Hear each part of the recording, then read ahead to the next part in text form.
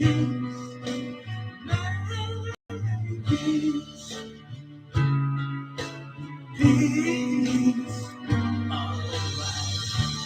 Isn't it time for the stop time?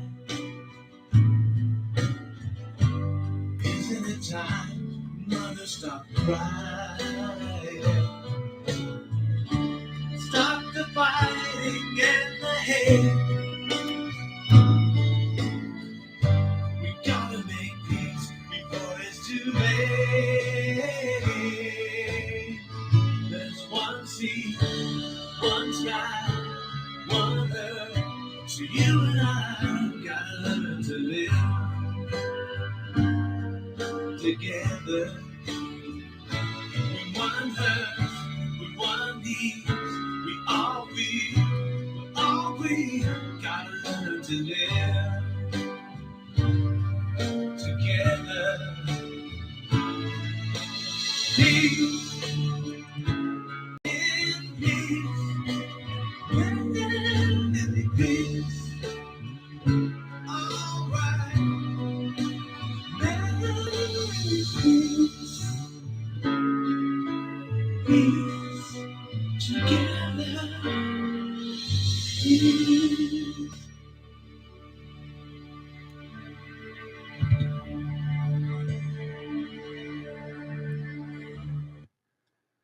Welcome, everybody. Thank you for joining me on Between Two Worlds Chasing Shadows program. I was scrambling and I'm trying to get my station set up here, fighting YouTube.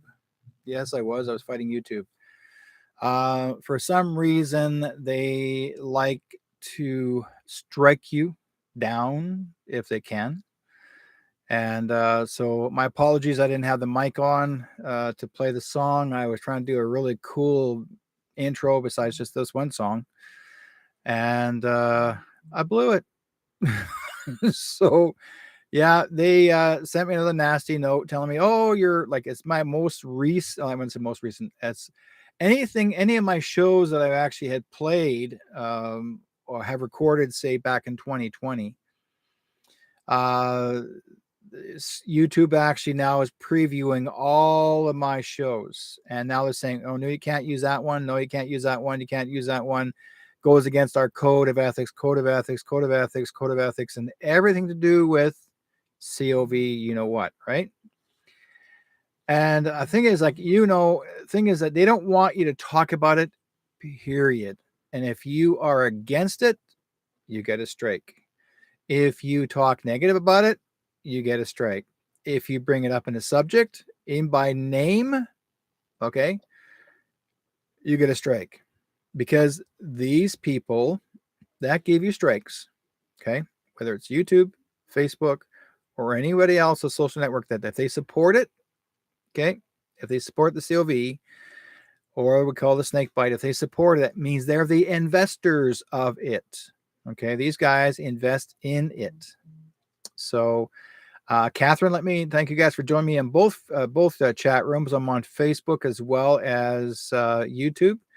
If you guys can hear me now in the studio, please let me know. My mic was, I was trying to get everything all started here, and I had a really great idea. What I did the intro, I actually did the crazy intro, set back sound, or the soundtrack. May the 4th be with you. So, yeah, that's what I was trying to do. And the song will work in Facebook, but apparently if I played that very same song in YouTube, they would say, oh, well, you can't play that song unless we give you permission, or you got to pay for it, which is horse crap because it belongs to the Star Wars people.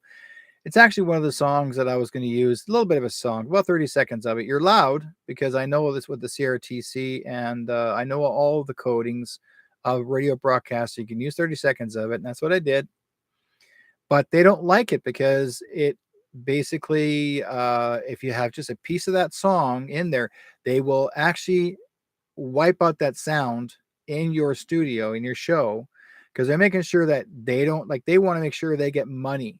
Okay. YouTube is very particular and they want to own everything. I've got music that's mine. I own it. And they'll actually, at the beginning of my shows, I would say back in 2018, no, 2017, 2017, I was playing some music in my shows as my intros, my own music, and they kept telling me it was theirs and that they own it. And I said, no, you guys don't own it. You have no right to it. I own the copyright to it. They wanted me to send them documents to prove it, and then they want to know who the artist is.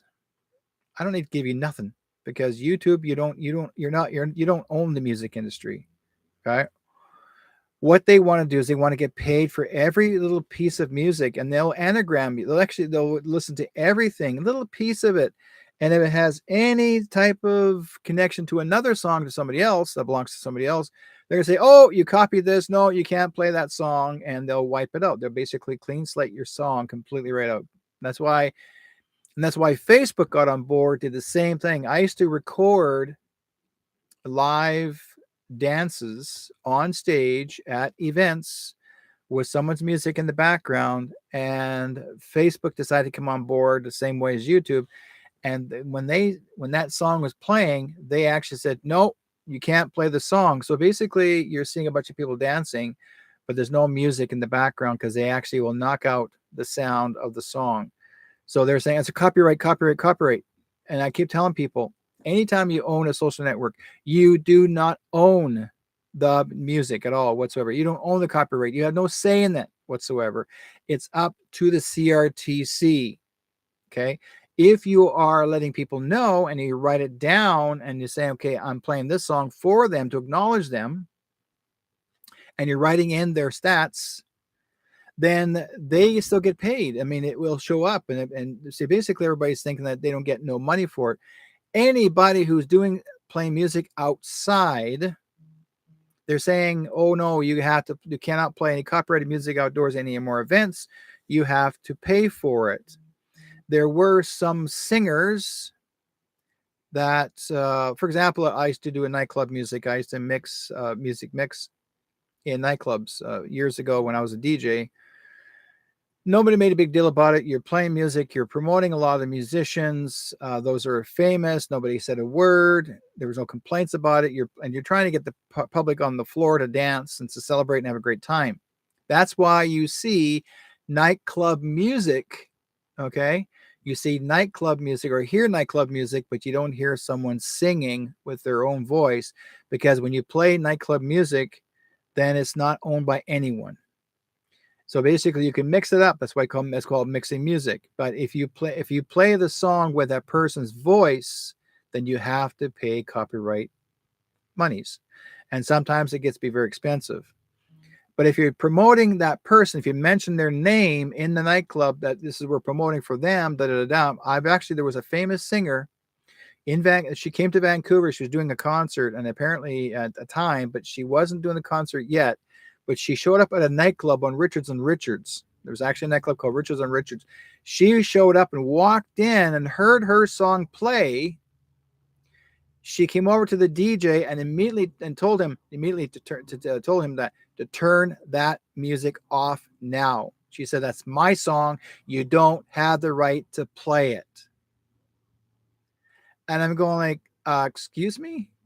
She said, you don't have the right to play that song. That's my voice, and I don't want nobody to hear this song unless they pay for it. That's what she said. Unless they're willing to pay $5,000 to her, $5,000 to listen to her song. No. Do you know what I did? I took the record. Off it went to the garbage. There was a garbage can right there. I said, here, you know what? Snap, snap. In the garbage. Guess what? We're not playing you ever again. We're not going to promote you anymore. As far as we're concerned, you're nothing but a bitch. She got mad. She bitched over to she complained. She bitched to the owner or boss, told her what we did, or immediately demanded me get fired. Hey, you treat us like crap. We treat you like crap. You're no better than we are. And yeah, that's what we did. So anytime any of her music comes on in the nightclub, if anybody's around, and some of the guys don't know the story, if they hear about it, now they don't play any of her music anywhere, nowhere. And she's a very famous singer. Okay, she's a satanic follower, but they got rid of her. I won't mention her name because if I do, I'm not going to give her credit. But she was a bitch, and we didn't expect her to be. We thought she was friendly, but only when she's on stage, because that she's promoting her live music. She figures that we're taking the music away from her. No, we're promoting her because we know she was in town to do a concert in Vancouver. But she became a bitch, so we just broke the record. Down in the garbage it went. So we're not playing you ever again, no matter what. Any new albums come out. In fact, we're going to say don't buy them because she's a bitch.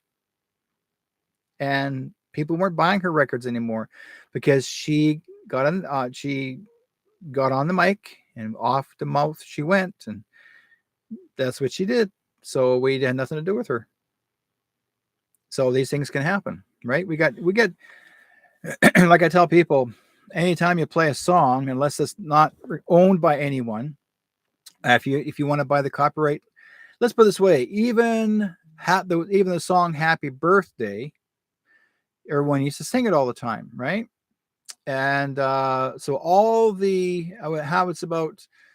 I would say that was about maybe 10 over years ago, and I was at 1410 C Fun playing there. Oh my God, let's go back a year, 2003. That's where I was. 2003, we were not even allowed to play Happy Birthday, the real original song, Happy Birthday to You, right? That one. They weren't allowed to play that song because someone bought the rights to the song. So anytime that you are singing to someone on radio or in public, they said that you had to pay the rights, the royalties of that song. Guess what? That's why you'll notice on the radio stations that no one is playing that song. Someone made up a new song, which is not owned by that person, and they're not playing the original song. They're playing a new song. They make up a new song, and the Happy Birthday Bob blah, blah, blah, blah, blah, on radio, and that's it. Because everybody's waiting for that Happy Birthday to You, but not like, that one never happened anymore. It's more like Happy Birthday, Happy Birthday, that's it, right? So they had to change it. So because why would anybody want to pay $5,000 in royalties to play a 1 minute song of Happy Birthday? And that person thought he was going to make millions, which he did. The first year he made millions because he got the copyright sent to him, the royalties. But when he realized that no one was playing that song anymore on the radio and or television, guess what? He wasn't getting royalties anymore. That's what these guys are doing. The thing is that if you hear a certain song that that it's just a common thing, and if that song is not owned by anybody, sure, some songs are very old. They could be over 100 years old, could be 200 years old. And if you hear that song quite a lot, passed down from generation to generation, even if it's a nursery rhyme of sort, you can buy that royalty of that song. You can register it and own it. And if anybody decides to play that song on a radio or television, any kind of audio program, that will be put through the CRTC. It picks it up. Okay. And in fact, where is my file?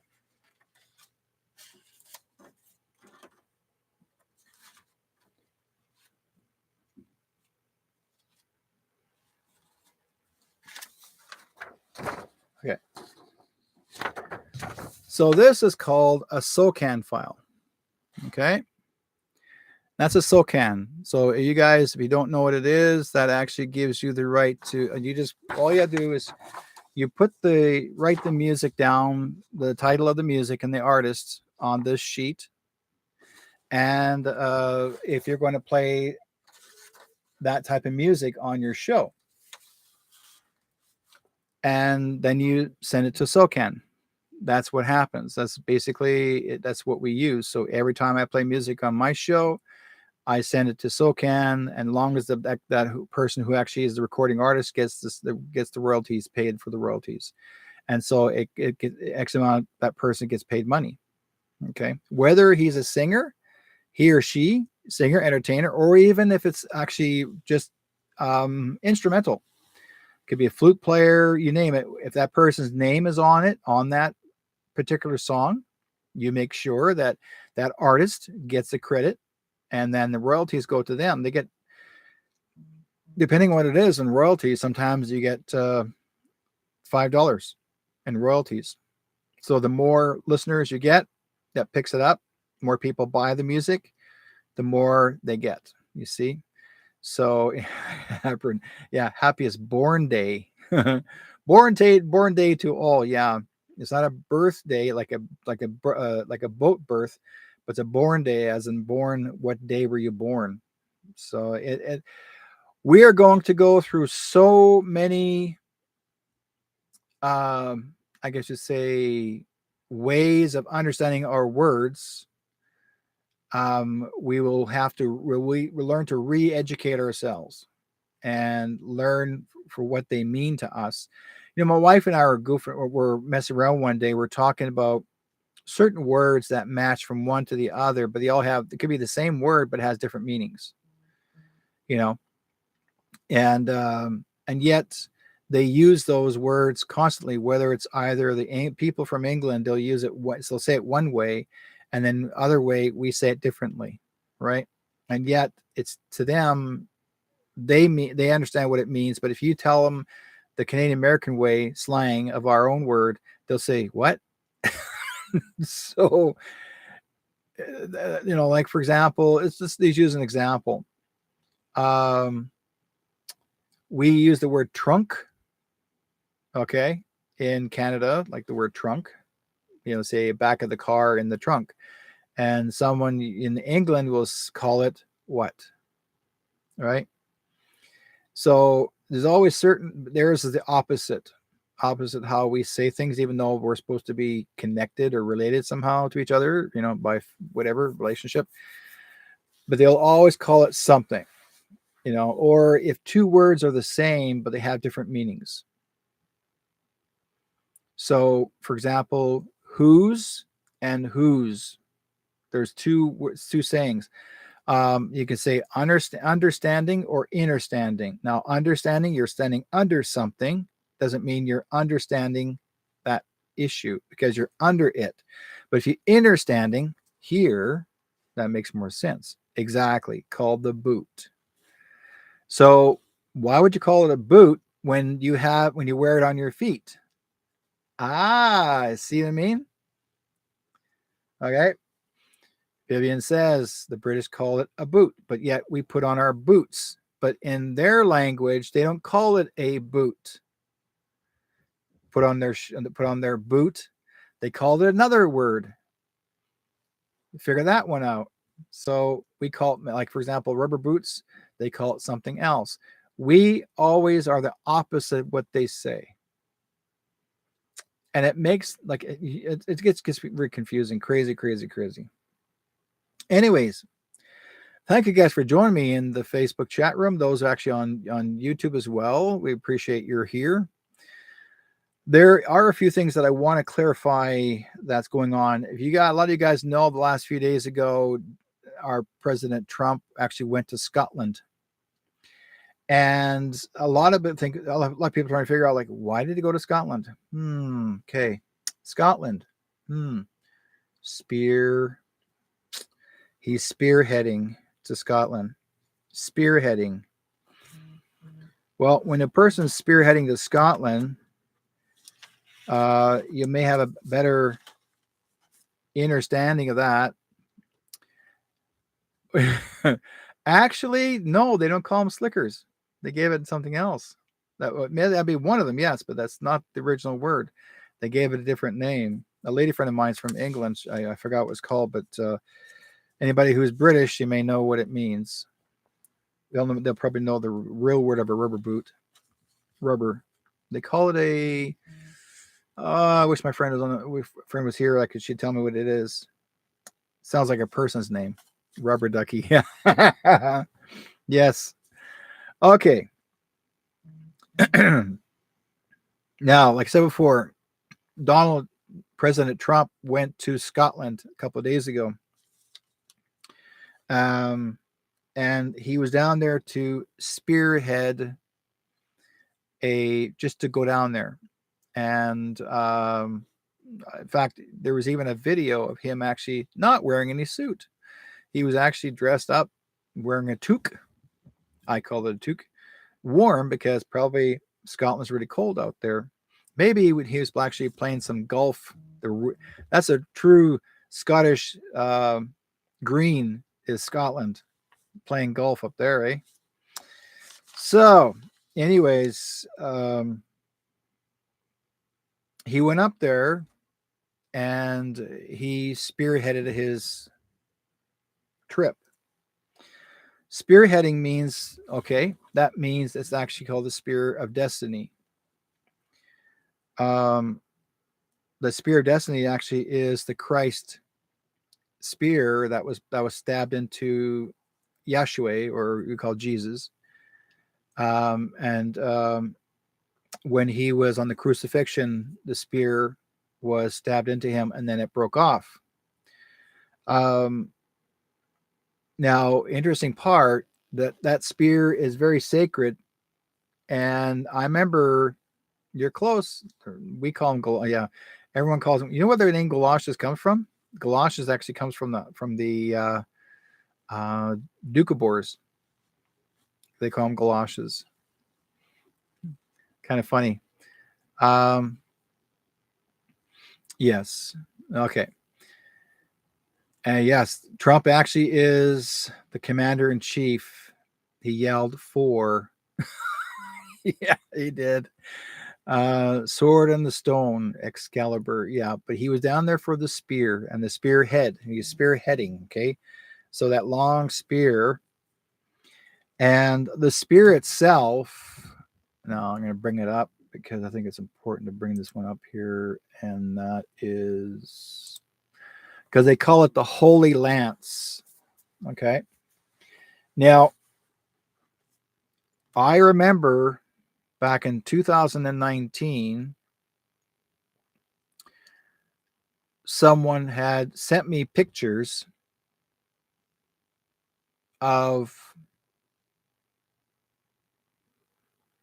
a picture of the Spear of Destiny that Elvis had and a photograph of it in his hand, the Spear of Destiny. And he had that Spear of Destiny since the 1970s.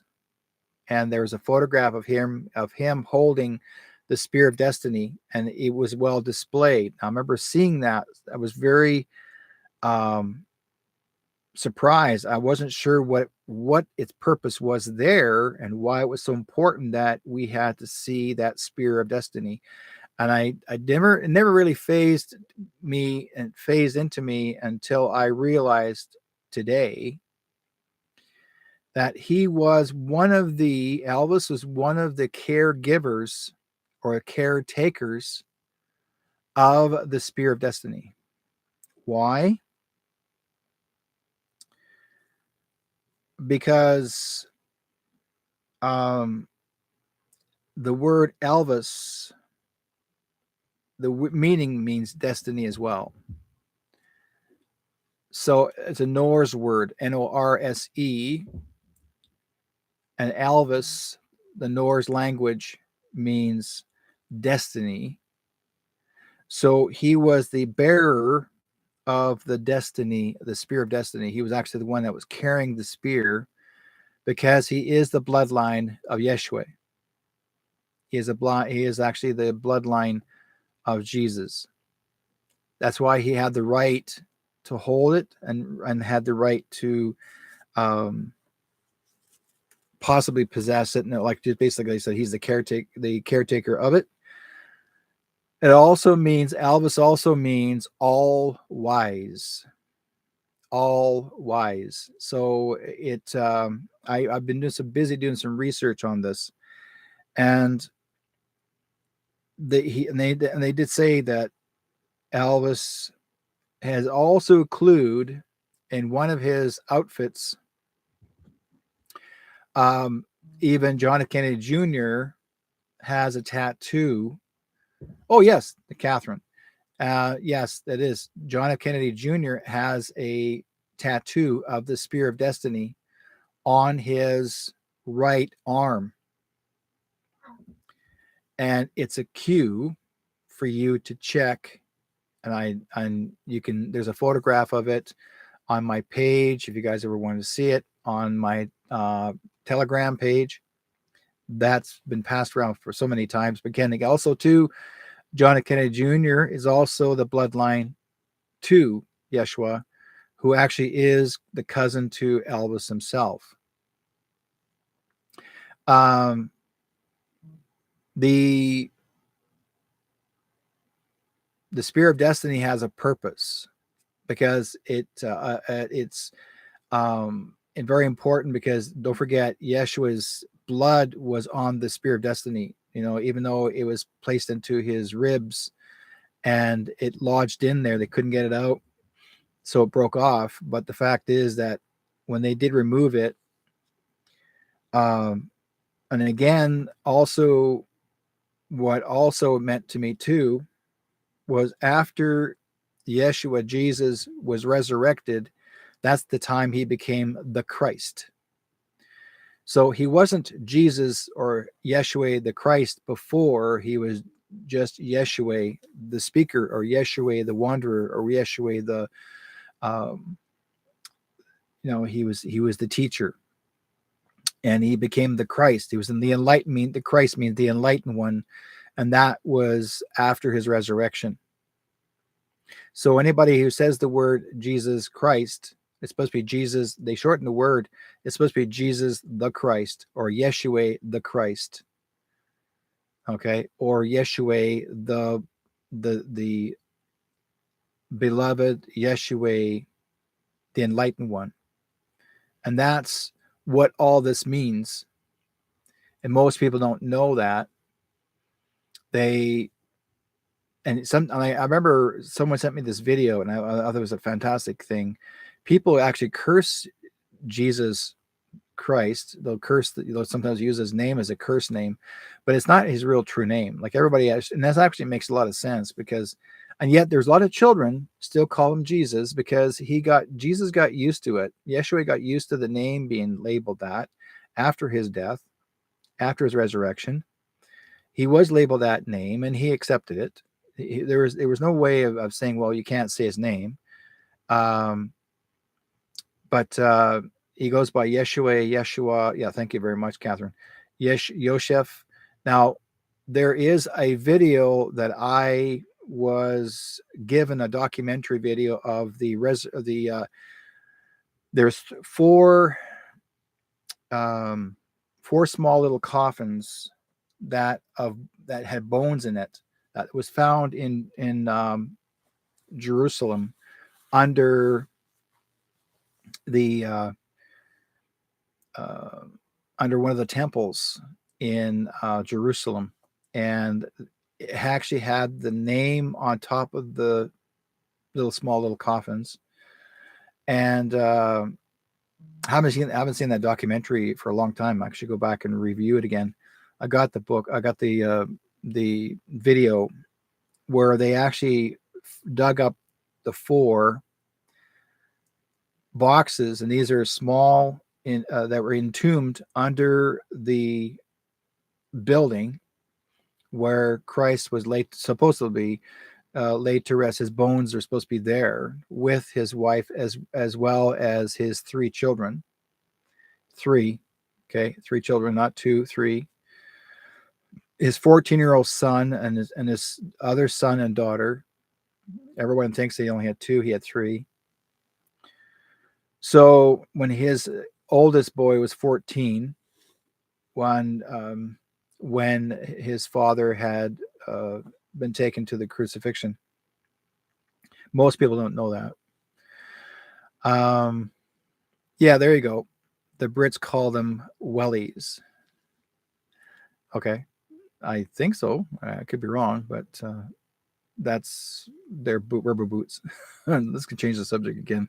I like when you guys are just dropping your information through. Um, so, anyways, with this and having to find his there's a name for the small little coffins. I can't really call them, but they're made of like a it's like a made of a uh, like a not a ceramic, it's a clay coffin, and they had his initials, like, or not initials, but his name on it in their language on the top of it, and had his bones inside. And then apparently, when the guys discovered those that day, um, they suddenly the museum shows up of Jerusalem, took those away, and told the people that discovered them not to ever share the story ever again. And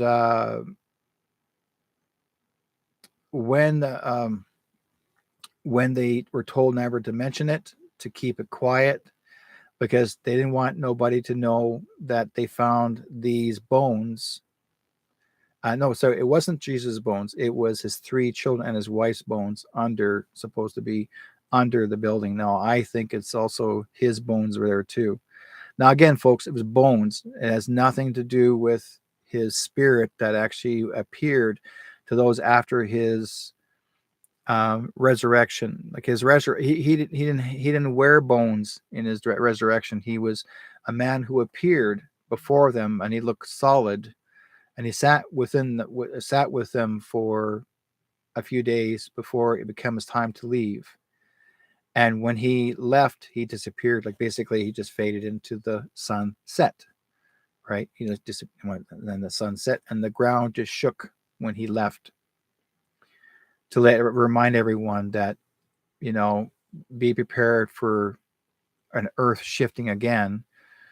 So we're going through right now as we speak, and then during this time of biblical time period, which was the year of 2020, we had in the inscription of the Bible of where God was at war with Satan, and God had won already, but we were already placed in lockdown, so to speak, because we were not to be in the way while this war had taken place. And God had won. And the thing is that we were witnesses to this, those who understood the battle. We are also the participants in this, those that are fighting for God and fighting for Yeshua. And also, this is also the beginning of our awakening, because this is our blessing of awakening. So many of us don't realize, um, many people don't realize that all these are symbolic, and everyone here will have an opportunity to experience the 777 chapters of the parts of the Bible that were taken out by the monks, that were part of the Vatican for generations. They hid those away since the 16th century. We weren't supposed to know the truth of what was really in the Bible. You're only getting pieces of it. You're not getting the full, complete Bible. So and when the commander in chief went down to underground, and they went to the vault, and they found the 777 chapters. They're going to, or scriptures, I'm not going to say chapters, scriptures, 777 scriptures. He has got them now, and they're going to translate them and bring them out for all of us to, will all be, it will be shared for everyone to see. And we will all learn the truth of why we're all here. Because you're going to have a lot of people say to you today, they're going to say, I don't know why I'm here. Like everyone, there's so many young people today, even a person like myself. When I was young, I used to say, like, why am I here? You know, what's my job to be? What am I supposed to do? And we never had a job. Job, you know, here's another word, J-O-B, job or Job. Okay, two words. Job actually is biblical. I'm not looking for Job, or am I looking for Job? Job actually was a man who actually helped others find their way. So am I looking for a Job, or am I looking for something that I feel that I can relate to, being creative for someone to accept my work as I work with the community? Okay. Oh, thank you, Catherine. Plus 210 books of the giants as well were hidden away. Yes. And those were placed in the Smithsonian. They're hidden away in the Smithsonian. And those are, I mean, you guys are going to be totally shocked when you see pictures, photographs, and I will say the word photographs, drawings, art. You're going to see video. I mentioned this before. You're going to see videos of dinosaurs that were used to pull carts um, in for farmers. There were dinosaurs pulling carts for farmers. There was not enough cattle around to pull carts in the fields, so they used some dinosaurs. And one of the original dinosaurs they used that was very, very strong was the Stegosaurus. Yes, the Stegosaurus. Honest to God, that's what they use. I've seen the video. One of the videos, I've seen photographs of a Stegosaurus pulling a cart. And when that was sent to me, I thought, oh my God, this is so cool. Never expected that to happen. But yet at the same time, the giants were walking on this earth too amongst the people in the central city of the United States. They were walking in the middle of the streets in New York and Philadelphia, Chicago. And a lot of these giants were the major carpenters to build these buildings. They were the builders. They weren't just big beings, 12, 14, 16 feet tall.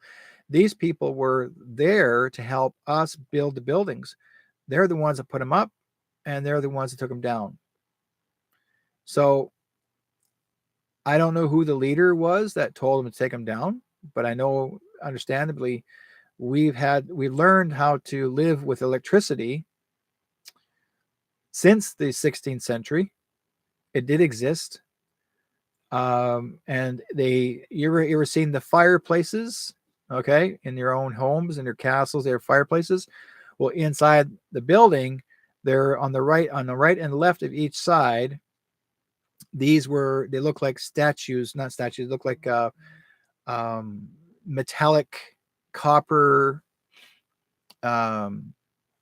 like they're just figures, but it's like a point, has a point on it. Look almost like a lightning rod, but they had a nice shape to it on each side of the fireplace.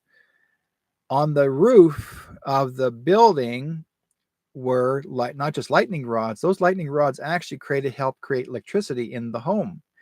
They had the ability to have electricity already a long time ago.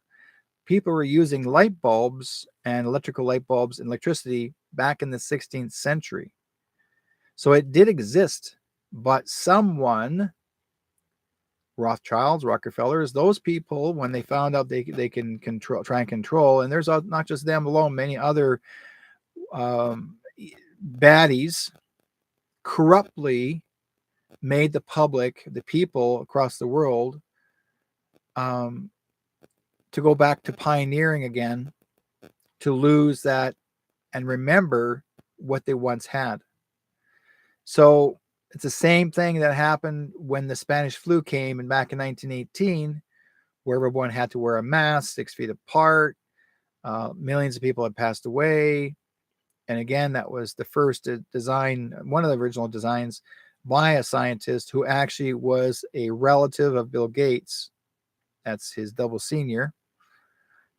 And they created this V to make it where it is today. This was a repeat after over 100 years. So 1918, 2019, at over 100 years. So no one would remember what happened then. They would know some of the history, but they would not know what really did happen then. But there were some people to this day that are over 100 years old. Some are 124, do remember that time and have talked about it, what happened then when they were little children. And they remember this. So when they told their story, then someone came to them after and told them not to talk about it anymore because they don't want the public to know why, when, where, and how, because they want you to think that the V actually was only just this time and never before. This is the second time it was created, recreated. Okay. So the thing is that if you look at, I'm going to go back to the giants, for example, and the dinosaurs, they existed amongst men and women for hundreds and thousands of years. They didn't get wiped out. And if the dinosaurs did get wiped out in certain areas of the planetary system because there was a war between two alien extraterrestrial alliances that did not get along, and so they destroyed each other. So the reptilians went under Earth and stayed under Earth. They could not handle the sunlight. It's too bright for their eyes. That's why they're always in the dark.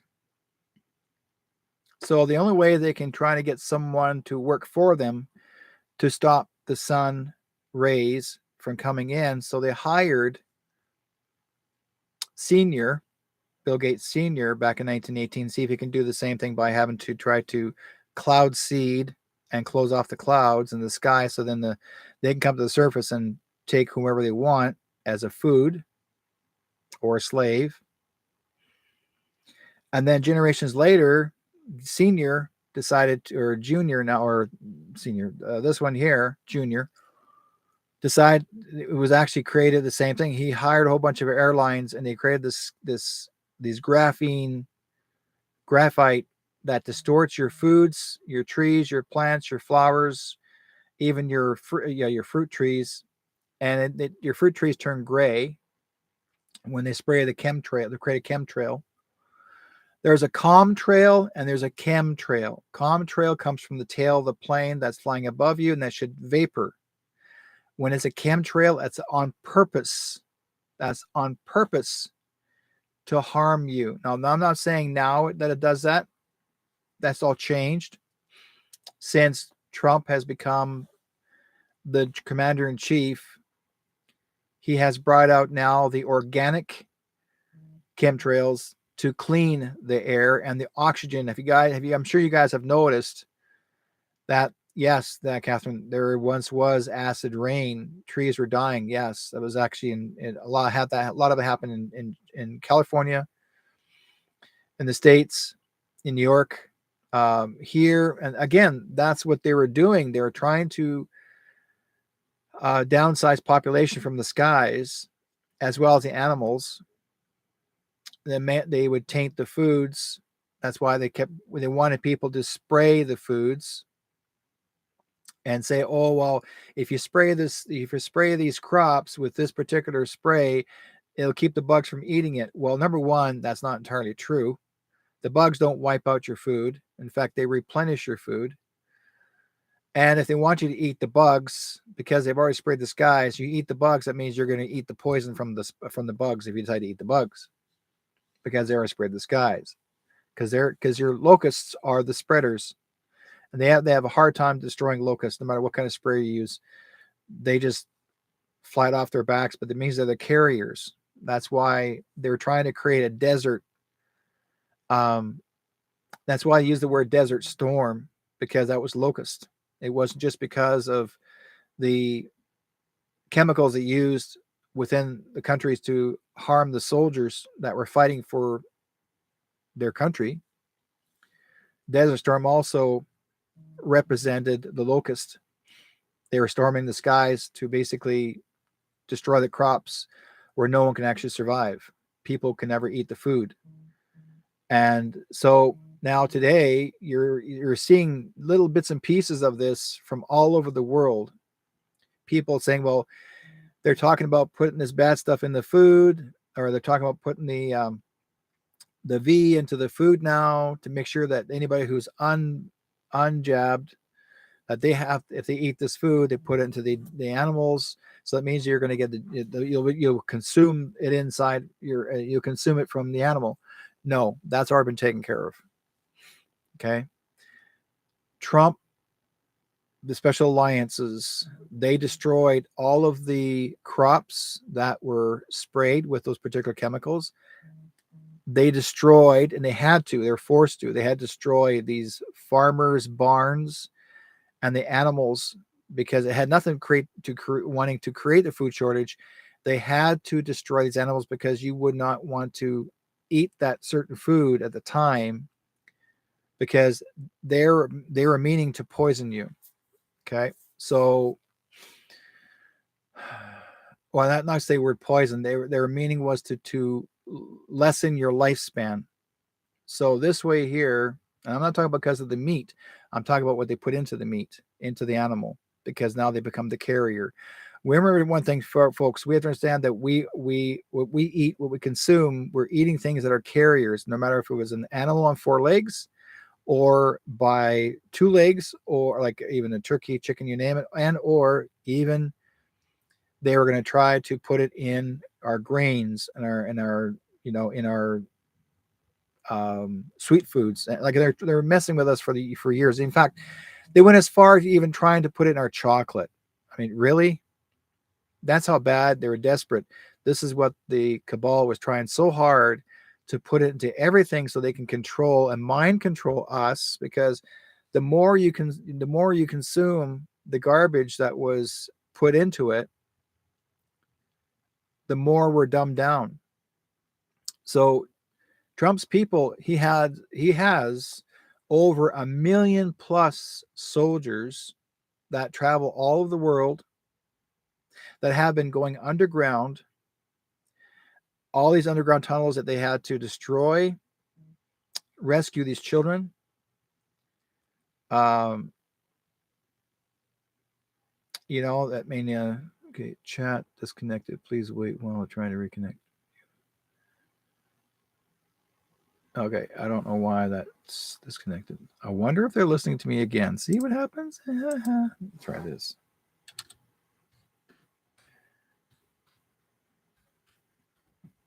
There you go. Okay. Sometimes YouTube is they don't like what you talk about, because when they do that, they start to shut down the chat room.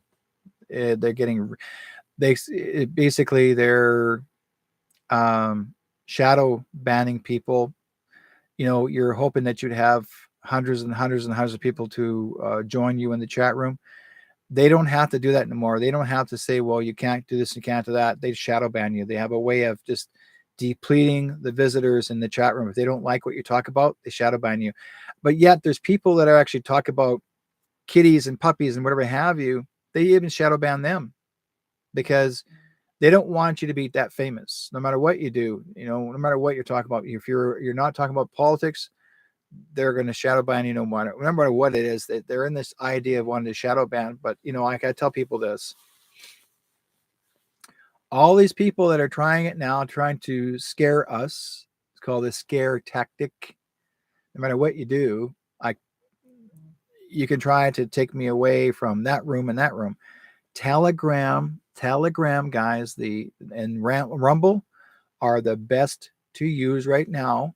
Okay, and there's a few more, but I use Telegram and Rumble because they're not corrupt, and we have free speech. There's more people joining now in Telegram than ever before, and it will come to the point where FB and a few others, they're going to be walked away from. In fact, there is a new YouTube one called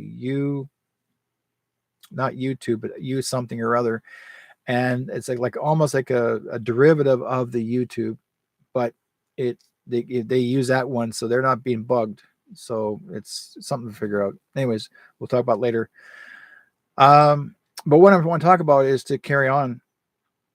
So the thing is that we have many people out there that are trying to understand one thing, and it's like there's a lot of scare tactics right now on the internet everywhere about food being tainted, like I said before. And I always say, always look at your labels on your, like, as far as your ingredients are concerned. Some of your ingredients are not, and I don't recommend to eat certain things that are actually, if they're genetically modified, do not eat them. Okay. There are fake meats out there now. They're not real. They're actually grown in the lab. They're grown in a lab. When you are growing something in a lab, what does that tell you? It's not natural. Okay. When it grows in the lab, you're genetically modifying food. Okay. And if you genetically modify food, it's not of human source, but it is deranged human source. And these genetically modified foods are meant to mess with your head so your pineal gland does not work anymore. Okay. They're shut it down. And so this is why we always need to be one step ahead of this. I don't get fearful of it. Don't be afraid of it. Like I tell people this, if you worry too much about what you can or cannot eat, don't fret yourself crazy. But that's what I'm just pointing out. I tell people this, try to collectively collect as much food for about 6 months. Lots of good water and real water. And any food products, and also plenty of cash, and keep that on hand for the next 6 months, because we're all going to go through this exercise. Some of it has already started in some countries. In India, the president in India actually made it illegal. He made it illegal to use cash. He said that all money, cash money, he said no. He said all your legal tender money is no longer legal tender. Now this is the president of India telling you that money is no good, and if you want to buy something with it, it's not worth anything. And if you don't do what they say by being digital, then you'll starve to death. And this is what the president of India said. This, you'll starve to death. He says, too bad. If you don't do what I tell you, you got nothing. Guess what, folks? It's called, what do you call that when you're trading amongst each other, right? If you don't always have cash, if they think your cash is not worth anything, your cash is still legal tender. No president can tell you your cash is not worth anything. Okay.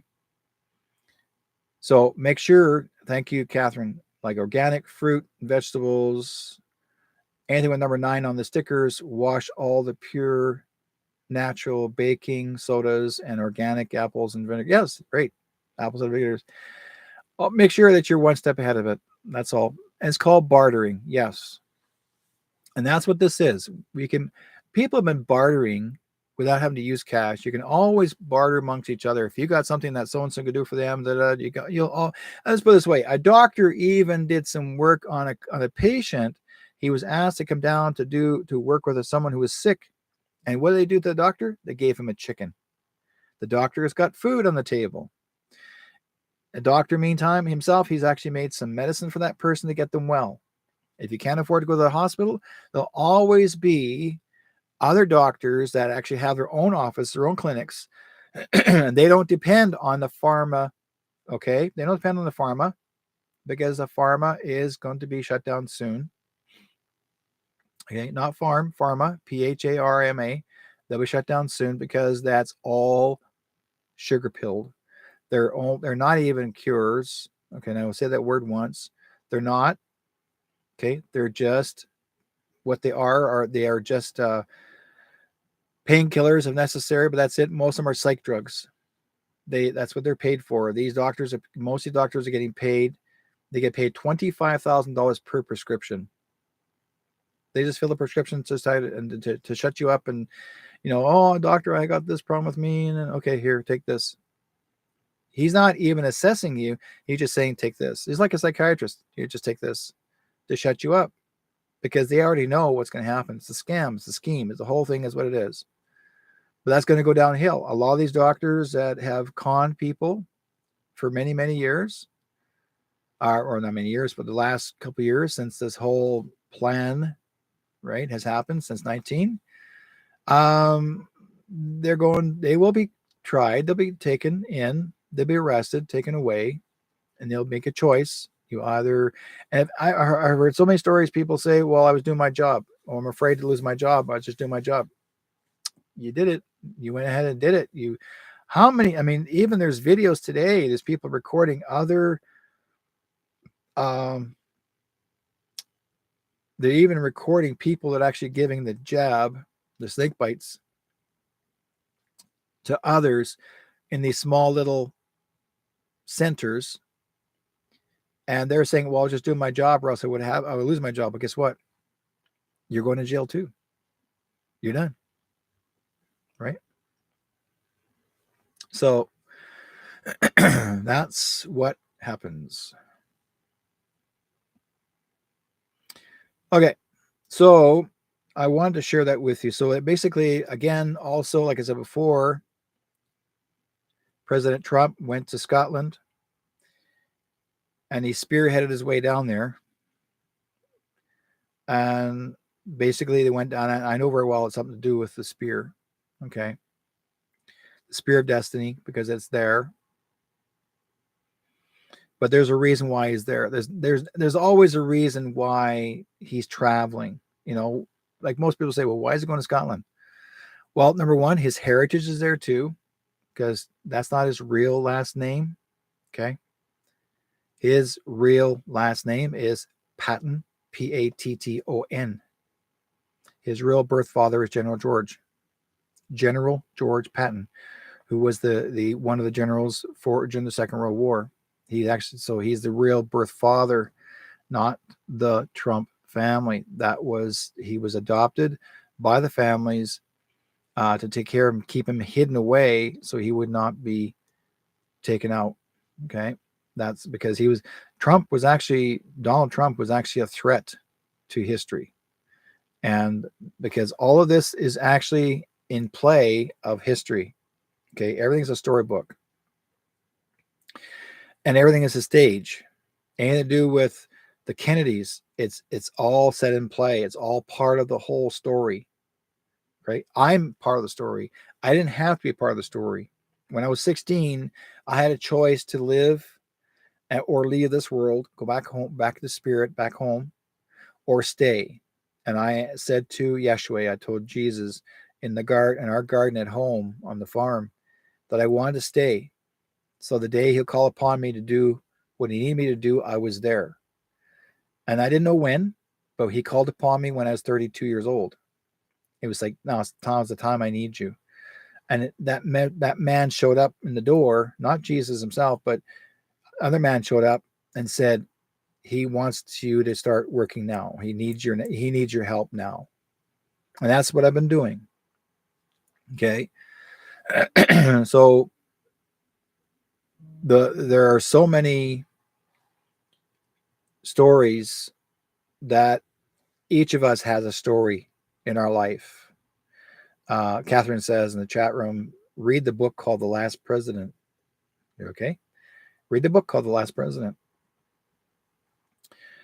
So the thing is that, and the reason why they have only the last president, because we're not supposed to have any more presidents. Okay. There's the President Donald J. Trump will be reinaugurated as the 19th president of the new Republic of the United States. We in Canada will participate with him there. We and people in Mexico will be joining in, because all of our three countries are merging into one. Okay, we have already merged, but it won't. But when it's announced that we've merged, there's a reason for it, because all the politicians that we have in this country are gone. They're done. This is just a show. We are just a show, because I'm going to tell you more about Trudeau. Okay. Why did Trudeau go to Hollywood? Why would he decide just to leave Ontario and decide to go to Hollywood and to mix and mingle for the next few weeks? He put it on his Instagram and his Instagram, saying that he went to Hollywood, and he said he didn't care about the people if they starved. He wrote in there on his Instagram saying he didn't care. He's going to go out and have some fun. That's what he said. I'm going to go out and have some fun and mix and mingle with the famous people of Hollywood. That's what he did. He said that, and it's actually written on his page on Instagram. He's there. So he mixed and mingled with one of the actors. And that actor, when the actor found out that what he had written on his statement, that actor didn't want him to use his picture. He said, take it down, because he did not want to be responsible for what Trudeau had done, which was dumb. Trudeau doesn't care about you guys, never did. His goal was to profiteer and to harm children, which he has done for years. I was just finished talking to a friend of mine who is a police officer. And he said no true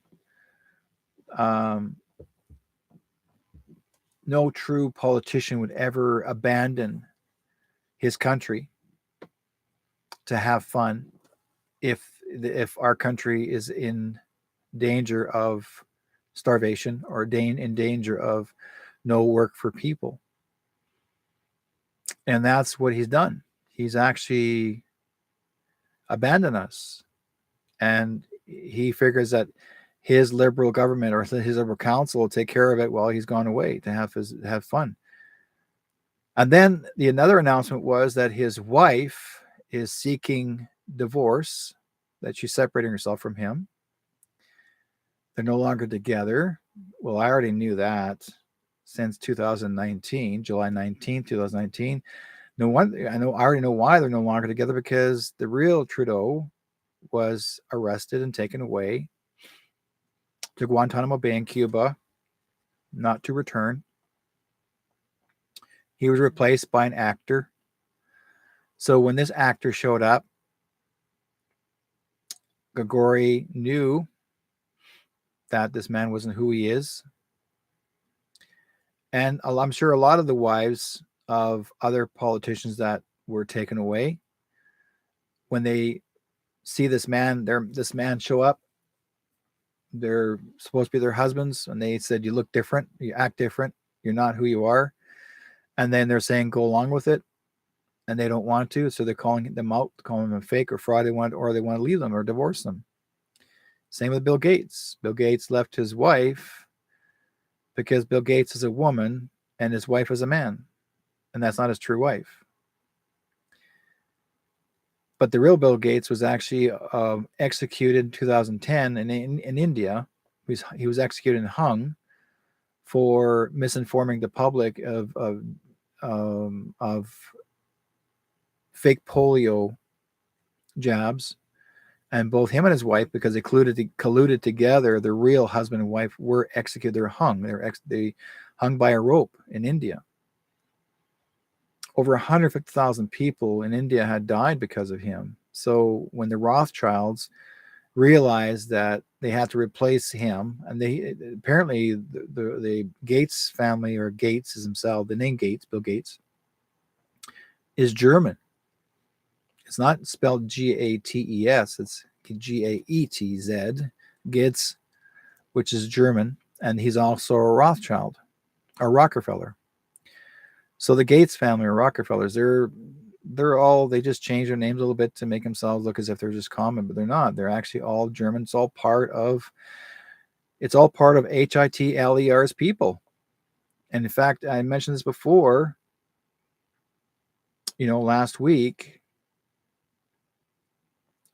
when Klaus Schwab even said at the WEF, when he said at the summit, he says that when Trudeau was there and he introduced Trudeau, he said he was so excited for the fourth to start the fourth rising. Well, the fourth rising in German means Fourth Reich, means the fourth rising as in HITLER control again. Basically, it's a big carry on from Hitler's dream. And that's what this is, because people may not realize, but Klaus Schwab actually was a brown shirt, and the brown shirt was what they were back in the Second World War. Same with George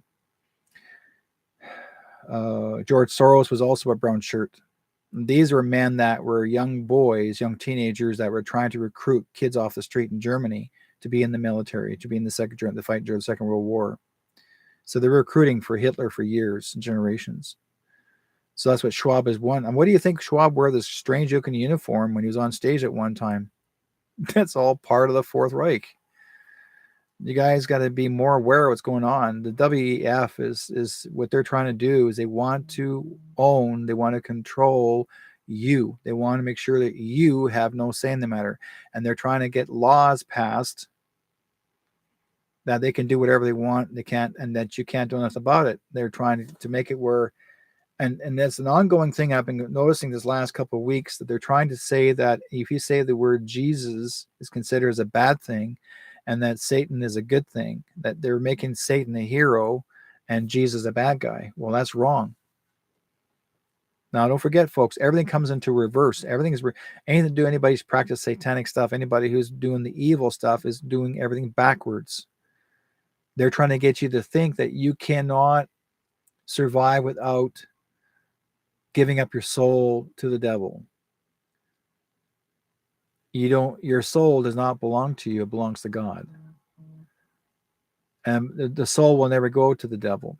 The devil makes you think that. The devil thinks he can just take anything he wants. He can't. He may try to control your soul if you sign it in blood. Couldn't care less. The fact is that your soul does not go to him anyways. That goes to God. God owns it. Try all you will, but and all these people suffered. They're thinking they're doing a good thing to make themselves famous. And guess what? They all suffered themselves, because they all were, most of them that did sign, they're gone. Always have been gone.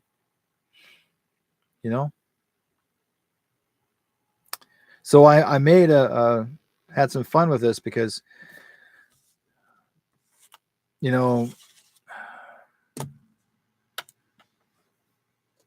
I actually made a joke out of it. Said Trudeau was in Hollywood mixing in with the actors and people. You guys need to remember, he's also was a drama queen. I mean, drama teacher. So, but he's not straight. He never was. Trudeau never was straight. He was very gay, folks. He always was. And he never changed. And so he had to create a front. So his real wife, she was just there as a place mat, like to make him look good. Same with Obama. Obama's wife is Big Mike, so, look at so many videos.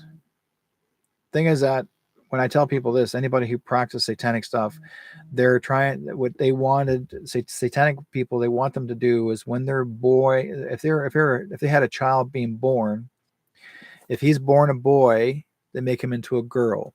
If he's born a girl, they make him into a boy. Why do you think Hollywood was pushing cross-dressing and pushing all of this LGBTQ plus for the last few years so hard during the COVID times? Because they're trying to make it where you have no say in your rights as a human being or as a person who has identified as a man and or woman. And I couldn't care less if you change your sex. That's your choice. You're still a person. When you're born a boy, you're born a boy. You're born a girl, you're born a girl. If you want to change your sex after, that's up to you. But do it when you're an adult, not when you're forcing it to children. I don't agree with that. They're teaching us in schools now here in British Columbia. They're pushing it in our schools. They got people dressing up as oh, it's crazy. It's getting they're trying to, and now they want to teach the children how to masturbate at the age of 6, 7 years, 8 years old.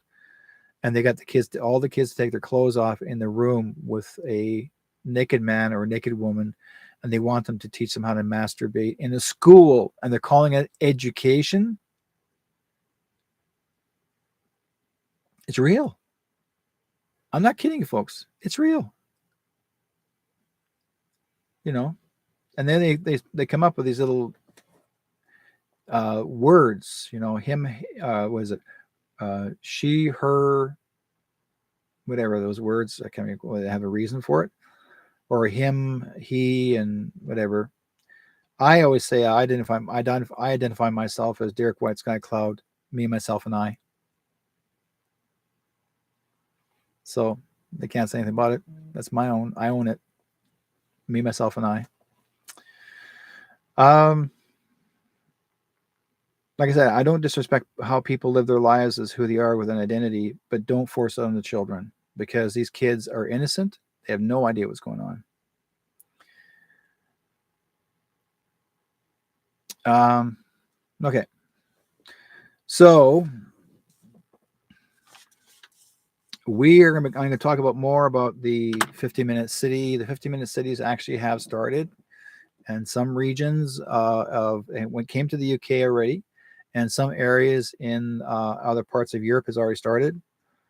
It already has started in Edmonton, in Alberta, here in Canada, and it hasn't started here in Surrey, British Columbia yet, where we're just the outside region of Vancouver. Vancouver has already set up their borders in some areas. That's why they got rid of all the homeless in Vancouver off the street so they can actually do their 50-minute city region, that no one will be allowed to be down there. In fact, they're making sure no vehicles will be driving down there. You have to walk down there or take a bike down there. They're changing everything down there. It's going to go, they're trying to make it where there'll be also border guards placed in different locations. Yes, border guards, not military. There'll be actually Vancouver police that will be stationed on each 6 square block region. If not, it'll be hired security, and hired security you have to have a passport to enter into each region. Okay. Or they call it district. This is like they call it. Remember that movie called District 9? Okay. If you haven't seen the movie, watch the movie called District 9. Okay. District 9, District 19, but watch the movie, and that's based on the same thing. They create districts that you're all allowed to enter and exit. And if you want to, it's just like East-West Germany. Same thing. You would have to have a passport and your passport, you're not allowed to cross that other area unless you are snake bitten. All your snake bites have to be complete, and each time they're telling you to get snake bitten, as often as they tell you, then you can travel. But they're going to carbon footprint your vehicle. If your vehicle is not electric, and you're only allowed to travel X amount of miles, even if it's electric. So they're also going to carbon footprint your food you intake. But you didn't know that, right? They're going to carbon footprint the internet service that you use. They're going to carbon footprint what you see on TV. They're going to carbon footprint what you eat and you consume. That's why I'm trying to tell people to get into start creating your own gardens. Spring is here now. Okay. May has begun. May the 4th has begun. So if you have a piece of land of your own, or if you want to do a community garden, do that. Start working together with each other and start creating your own community gardens, because once you guys get started and create your own foods, you're going to be far more safer, far surpassed than having to depend on the stores. A lot of the Superstore has already begun setting up its border. Superstore here in Surrey has already set up its own Tesla stations. Okay, they got Tesla stations on the grounds. They've already put in the night lights, which are purple, and those night lights, what they're for, it has nothing to do with, like, people say, well, we'll put these purple lights up there for, I guess, to see people better. It is not. Those who have have been in the arm, okay, when those lights are on, it can see through your skin, and it can tell if you actually were jabbed, okay, because it actually it's like a little X-ray. That's what those lights are for. Those that are not snake bitten, you can tell, but you have more freedom. They're trying to make sure that you, as the unjabbed, don't have the freedom. They're making it where we ourselves cannot make it. Well, guess what? We're far healthier, and this is what this whole thing is called, mind control. And no, ain't gonna happen. So, and that people are actually saying, well, if Trump he's supposed to be taking care of Canada, then why are we have to go through all this? Why are they still setting up these stations? Because they want to wake you guys up to basically even more to say, look, you're not going to accept this idea, whether no matter if they're changing over to digital and that sort of thing. Still hang on to your cash, invest in gold and silver. Okay, I'm not kidding you. This is for real. You think I'm crazy? Just keep on watching. Participate. You'll see it for yourself. If you're too late to learn, you're going to be finding out. You are going to regret it. When I tell people, when you go to a store, when you buy things, your debit card does not always help you forever and ever. They're going to make sure that you have a passport, and that you're going to do the same thing they did in China. In China, you cannot get past these bars. These are actually these big, huge, they look like subway bars that you can't get through, okay, unless you show your face and your passport to get through, to cross over to the next area. And if you try to hop over, they'll arrest you and take you to jail. This is the whole beginning of the Fourth Reich. This is what this whole thing is about. Trump is not in control of it. He's not playing the role of the president. Okay. Joe Biden is the one. He's the one that's saying he's in control. Okay. Your Trudeau, he's the one he's going to control it. Why do you think he said he didn't care about us? Why do you think he says he's going to Hollywood? Because he can get away with it, because you guys let him. Okay. Why do you think when you watch the council chambers in politics, even the people that are, I don't know how you call those guys, that are the one guy he listens and he tells like each side debating, I can't remember the name of that guy, but even he now is silencing the politicians, telling them if he doesn't like hearing what they say, then he tells them to shut up or he turns off their mic. Now, this has never ever happened before. No one in council chambers has ever done that to others before, shutting people's mics off if you want to even stand up for yourself and have a voice. There's no shouting session. You're just saying something. You need to stand up for yourself to say, here's what's going on. Here's what we don't agree with. And then he tells the guy, tells Pierre Poilievre, shut up. And the next thing you know, Poilievre can't speak because there's no mic. You see? So the thing is that, yeah. So thank you very much. Catherine says, the black strip on all cards is your complete history. Everything is recorded. That's true. The black stripe on your credit cards, it's all your history about yourself. This man stops when we say enough, be smart, think, and stand up. Please, we need your help. Research. And she says that, and she's right. Thing is, folks, we have to learn to be one step ahead. Learn to do your own baking. If you don't know how to cook, learn how to cook. Create your own foods. It's healthier at home. It's a lot healthier at home than having to go out for lunch all the time. I mean, I'm going to feel bad for the store. I'm going to feel really bad for the restaurants. They're going to suffer the most. See, the thing is that since we had our lockdowns, back in 1920 or the 19th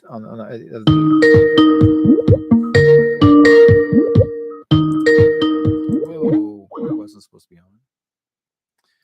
Hang on. I shut this off.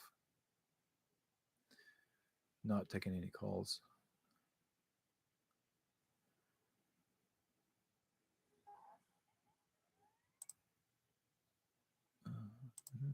Hang on a second, guys.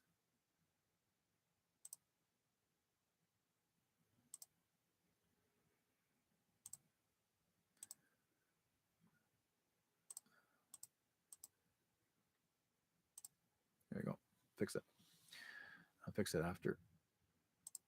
Anyways, I was taking any calls. I wanted to tell the story.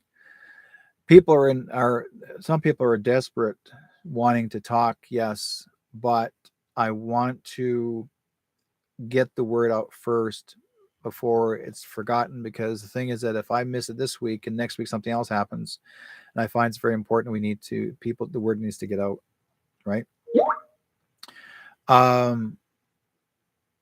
Anyways, what we have talked about before is no, I'm not interested in that right now. Thank you very much.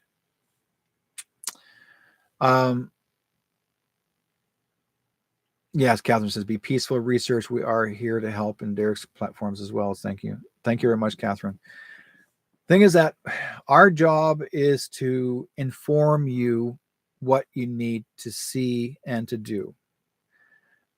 You're going to see a lot of corporate businesses are going to try. Even Canadian Tire now has started their entrance piece there. Now they're going to set the same thing up, that you got to have a face thing sheet. Like I've been noticing there's nobody helping you to buy your product. Okay, they're making sure that you do it on your own. Well, when you do self checkout, it's taking you longer to get. You think you're going to save time to self checkout and leave. No, they want you to learn how to self checkout. So then you put in that person, you're making sure that person does not have a job after. Okay. And so these corporate stores are putting these employees, which are cashiers, out of work. And again, this is the same idea that this is why Klaus Schwab wanted to make sure, not just him alone, but all these people that are part of the elite, the part of the cabal, they're the ones that are trying to make it where they can control everything that you do, that you have no say in the matter, that they can tell you what you can or cannot consume, your carbon footprint. And I tell people this all the time: carbon footprint. We do not have any carbon problems. Never was. Bill Gates himself said, these are in his words, he wanted to eliminate 2 billion people. His word was, I want to depopulate 2 billion people. And if we work on that, we can lower the population even more and control the other rest of them. And what did he do? Why do you think the jabs were there? Why do you think the snake bites are out there so much that over 2 billion did pass away? Because he did reach his goal. And you let him. I don't want you guys to go anywhere near those snake bites. They're dangerous. Okay. Don't update them, because there never were real. Okay. Even the police officers are saying don't do it. Even the WEF, or not the WHO, the WHO, World Health Authorities, the FDA, the CDC, they've all said it's only a experimental drug. Okay, it was never a CURE. Never. You were the experiment. Every one of you, all of us. If you lined up, that's your problem. If you believe what they told you, that's your problem. Now, am I going to hate you for what you've done? No. Or is anything worse going to get worse with you? No. If you actually are one step ahead and don't do something about it to fix it, to get rid of it, it can be done. But you'll have to find out when you go to Telegram. No one's going to sell you anything, but they're going to show you what you need to take care of. Okay? So the thing is that, I get it. Yeah, I like Catherine. She says, tell a live vision. Yeah, that's what it is. Tell a live vision. Television, tell a live vision. Or we call it boob tube, right? Why do you call it boob tube? You know why. Thing is that, yes, you can educate a lot in some channels, but most of them are to make you, and there's so many new, why do you think there's so many more news stations, NEWS? There's a reason why the word they call NEWS. NEWS. And all these stations are specifically made for you to go, oh, and they said this, oh, and they said that. Okay. Now, the bigger shocker of this, and those of you who actually are new in this, okay, those of you who are new in the chat room, thank you guys for coming in the chat room. Never seen what I've done before, talked about what I've done before, but I'm going to let you guys know this. Next year, if it doesn't happen this year, at the end of this year, it's going to happen for sure next year. And I will probably confirm that because someone had made a statement to confirm it. So I'm not sure the date, but we'll say by next year, all those people that will be announced, there will be a channel, a TV channel created on television. It will be a military court channel. And this military court channel will be all the people that have done wrong will be tried and sentenced.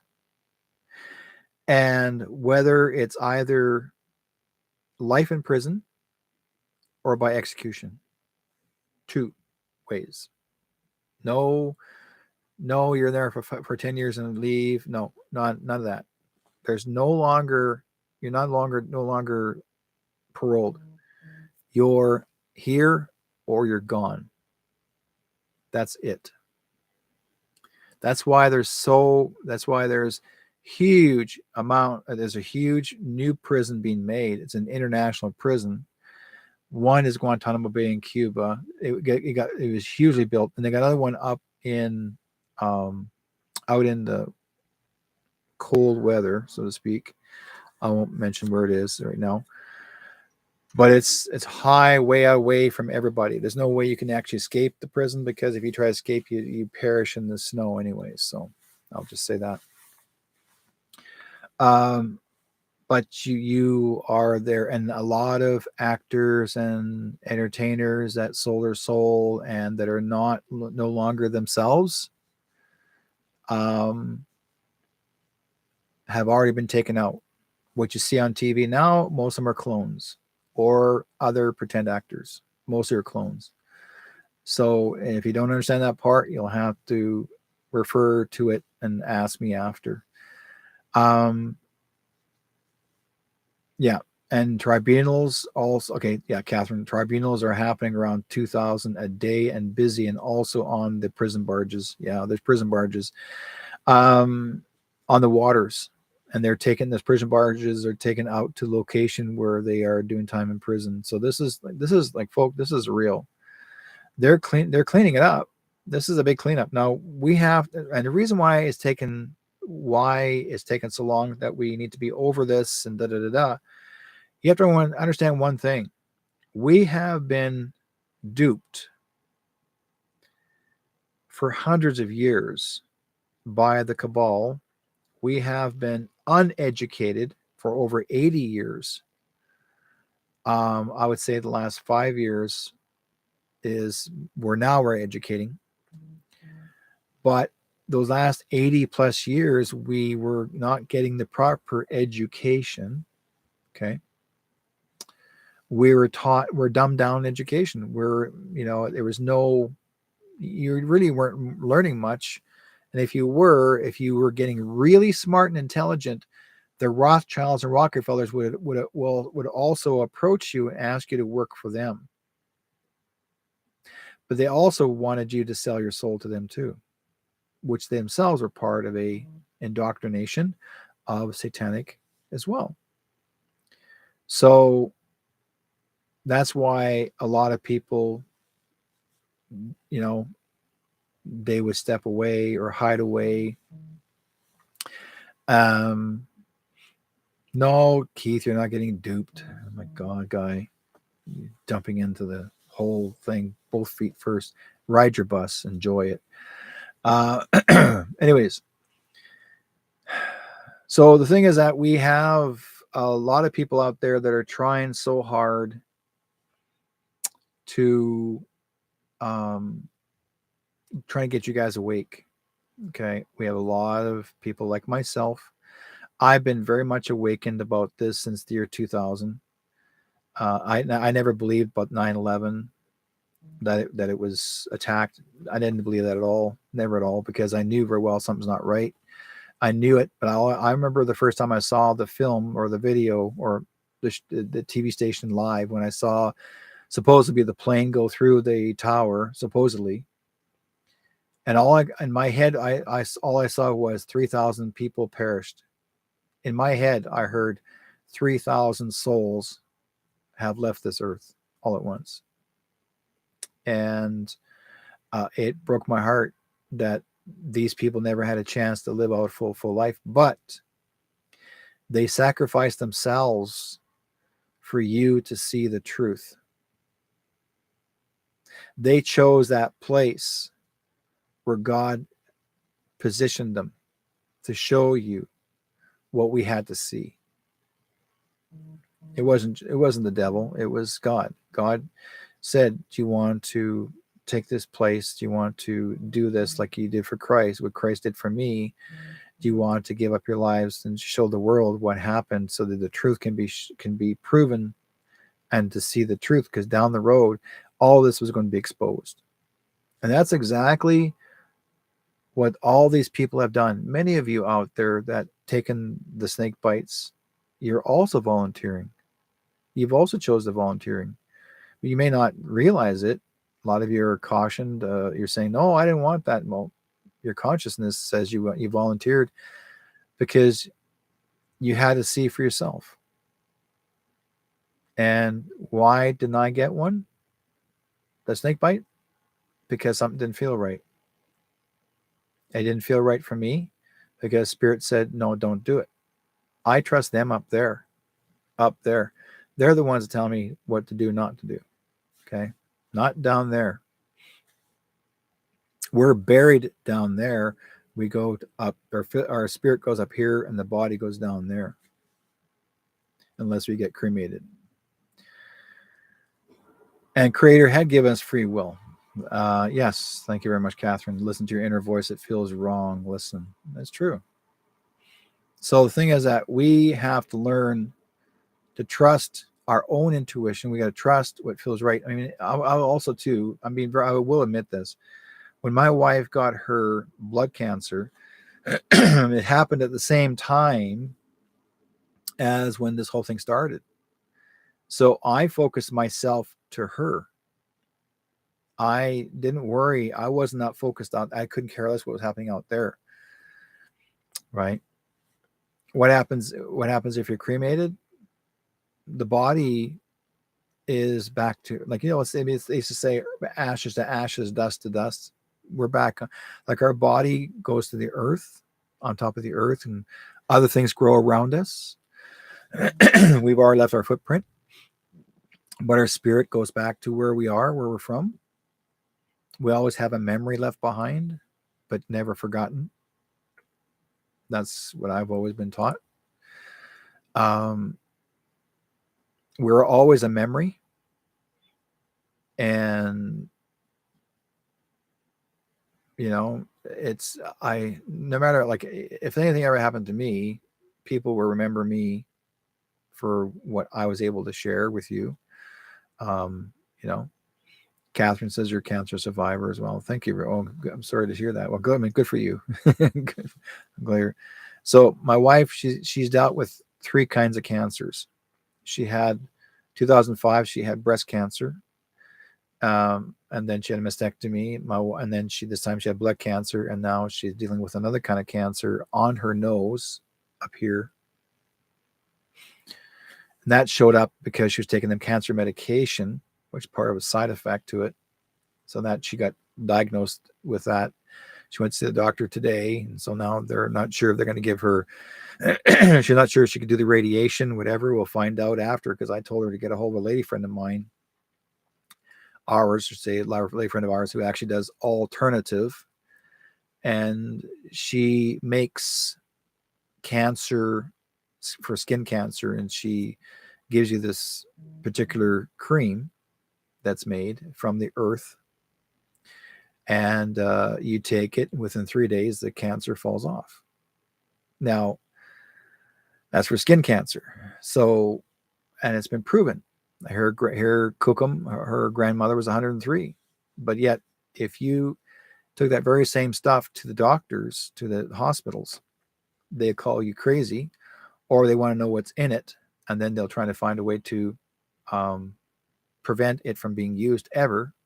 Because in 1932, and in the United States and Canada, they passed a law that was illegal to cure. Illegal to cure. So anything that you are making from this earth, generally by yourself, why do you think the government was trying to shut down, all the governments were trying to shut down all alternative health stores?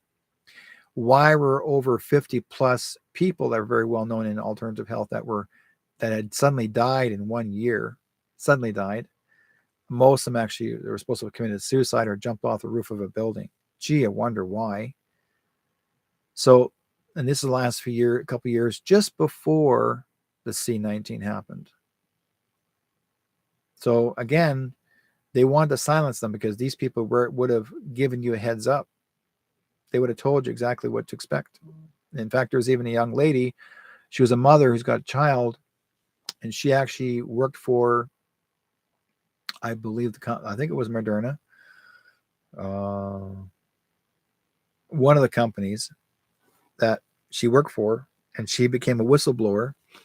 She told me that it was a failure, that what it was, and so they apparently, some people that came from the company approached her at her home and told her to keep her mouth shut, or something terrible would happen to her and her children. And so I guess she put the word out that she needed protection. And they said within a matter of a couple of weeks, when she kept on sharing it, her being a whistleblower, then they said her son found her body, dead body, on her bedroom, on her bed, in her bedroom, saying that they said, oh, she committed suicide, but she didn't. So they found a wire around her throat. So that tells you that, they don't want you to tell the truth. But now, they didn't say how she died specifically, but whoever these people were saying, oh, well, she was found, that was it, right? And then I mentioned it to someone else that I know that's a part of the alliance. I said, whatever happened, it's too bad this young lady that was the whistleblower of this company that made the jab, too bad that she died because she was trying to expose the company. And he said, did she really die? And I thought, okay. And although his expression, did she really die? And I said, you mean you already know about it? He goes, she's okay. I went, okay, I know what that means.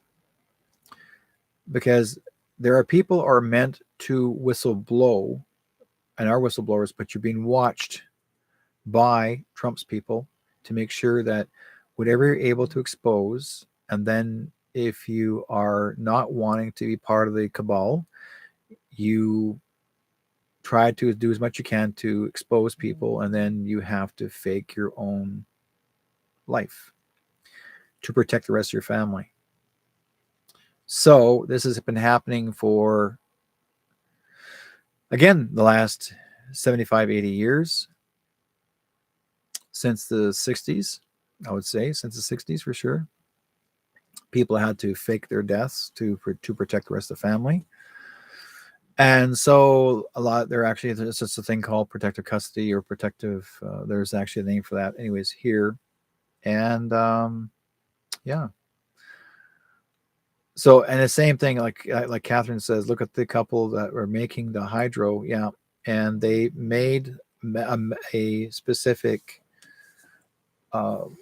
product, and the husband and wife both were murdered in their house. And we found out later who that person was. I know who it was that did it. He ordered it to happen because, and this is when the real one was alive. I'm not talking about the owner. I'm talking about the person who ordered it when he was alive. He ordered that to happen. So let's call him the PMT. He was the one that made it happen. He got someone to do it for him. A lot of this, like I've been so closely connected to the corruption, not myself, but watching people, because I remember having to counsel a lady a couple of years previously. That's when Harper was in government. Harper mentioned when he was our prime minister, and he mentioned about, we may have some bad people that are going to try to harm our country. They're trying to play the same role as they did in the United States. So apparently there was a kid here, young man, who actually was originally from Turkey, and he came here with his father and his mom. Now his mother is a schizophrenic. She now lives in Montreal, but the young man actually moved to Vancouver, then he moved to Surrey. And I guess his meds were not that great. And apparently what happened was he met up with a couple of plainclothes police officers. We don't know who they are. We already know they're corrupt. And they try to urge him to go and try to, when actually what happened was Harper actually made a ban that no one was allowed to go to Turkey. And that's when the Turkey was supposed to be at war. And he made a ban that no one's supposed to fly to Turkey. Well, this young man, apparently his father went back to Turkey, and then he and the young man wanted to go back and be with his father. But because Harper would let him go, or let him go there, or let anyone go there, I should say. Now, don't forget, now, this young man told this to his counselor. His counselor told me. And she said that he told her that these men approached him and told him that the only way he's going to get attention from the government to let him go to Turkey, so he has to go down there. First of all, he told me he had to create an uprising with the Muslims in the temple here in Surrey to get them to create a big fight and argument, whatever, racism. And so he went down into the temple, tried to create a little bit of racism stuff between us here in the city and the temple. And it wouldn't happen. Apparently the people in the temple going like, no, everyone gets along with each other. Why are you trying to raise this problem? So they kicked him out. So then he met up with those plainclothes officers again. And they told him, well, why don't you go down to Ottawa yourself and you tell them here, take this gun, this rifle with you, and here, throw this scarf on your head and just tell Harper how you feel, that you want to go back to Turkey. So the guy actually traveled. He actually hitchhiked all the way to Ottawa from BC. Hitchhiked all the way to Ottawa, and he got to the cenotaph, where outside of Ottawa there's a cenotaph where there's actually was one of those soldiers was standing there, And he came up to the guy at the cenotaph, and apparently he hit him. He hit the soldier, knocked him down. So the soldier didn't die. He was just knocked him down. Now here's the crazy part, and you guys got to hear this part. There was a video. It was actually a recorded video from a helicopter showing of the young man hitting the soldier, knocking him down. There was another camera on the ground showing a woman and a man kneeling down with a soldier. Now, supposedly, they thought they're going to be by his side to help him to revive him. They didn't. It showed a video of the woman, the female, leaning over the soldier with her hand cupped over him, over his mouth. And so she leaned into him and suffocated him. Basically, she killed him. Okay. And they made sure that he didn't recover. So that's a murder. Then the young man did not see he didn't participate in any of that. He was just, this is the part of it that they're showing parts and pieces of it. Then he's running towards this black car that actually traveled not too far to get to Ottawa. There was inside the building cameras waiting for the young man to come in the front door, because all these CBC and other cameras are actually panning in on him coming in the door. Now they're all standing next to the pillars, okay, of the parliamentary building, and the RCMP are standing there with their guns in their holsters, just standing there watching the young man running by him with a rusty rifle, which had no bullets inside. And he looked like he was wearing it. To me, it looked like a sash, like a regular Métis sash, like it was black and white, wrapped around his head. Now, in a way, he looked like a terrorist, but all he was doing, like, I want to see Harper. I want to go back to Turkey. I want to see Harper. I want to go back to Turkey. Next thing you hear is, stop, put the gun down. Then we heard 33 shots. 30, I counted them, 33 shots. Bang, bang, bang, bang, bang, bang, bang, bang, bang, bang, bang. And you didn't see him go down, but 33 shots went. Now the cameras were watching him going into the parliamentary building, like they recorded him, right? But they didn't face it towards the other end of the building where he got shot, killed. I call him murdered. Anyways, supposedly the fellow who was retired RCMP, who's actually one of the guys that carries the cenotaph into the parliamentary building. I can't remember his name. Remember what he represents. But he said his excuse, what he's supposed to have said, was he ran upstairs to the second floor. Harper was there, but Harper was in a closet. Okay, he was in a closet, and he said he ran up to the second floor. I know how high those stairs are. Now you're running upstairs to your office desk to get your gun out. Then you're going to run downstairs, and to stop him with a handgun, your one handgun does not shoot 33 shots. Okay. Now, why am I telling the story? Because Harper wanted somebody who they're trying to use the word terrorism. He was the first indication. A couple of days before, Harper said, well, we need proof that we need the CSIS, SCIS, which is like another, CIA. CSIS again. We need to get CSIS to join us if our country actually has terrorism. So in the meantime, next thing you know, here's that young man. He's there. So basically, they passed the bill because that young man who's schizophrenic and got killed. Okay, schizophrenic, no guns in his rifle, no bullets in his rifle, and they're saying that he was a terrorist. Then they phoned his mother in Montreal saying, "Oh, your son died because he was supposed to be a known terrorist or will be a terrorist, and the prime minister was in danger." The mother said in her own words, "Oh, how's the prime minister doing? I hope he's okay." It wasn't like, "How's my son? How is the prime minister doing? I hope he's okay." That tells you how drugged up she was living in Montreal. She had not realized, it never kicked in that her son was actually shot dead in parliamentary building by the whatever he was. Okay.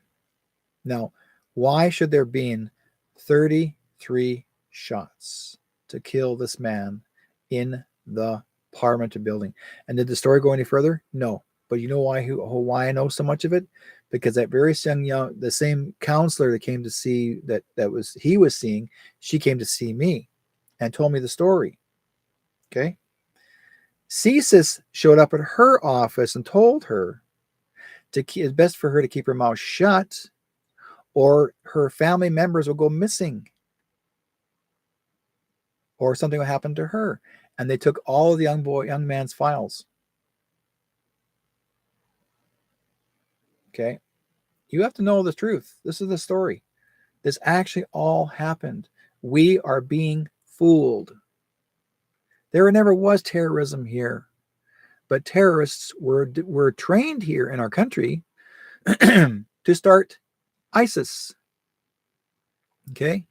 Your ISIS leader was pardoned in our country by Trudeau, gave him $15 million and said, leave it alone to the public.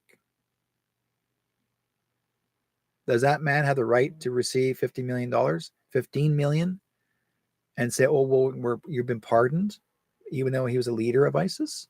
Does that make any sense, folks? No. So why is this man in this country? Why didn't he just migrate to the United States? Because Trump would have had him behind bars. But guess what?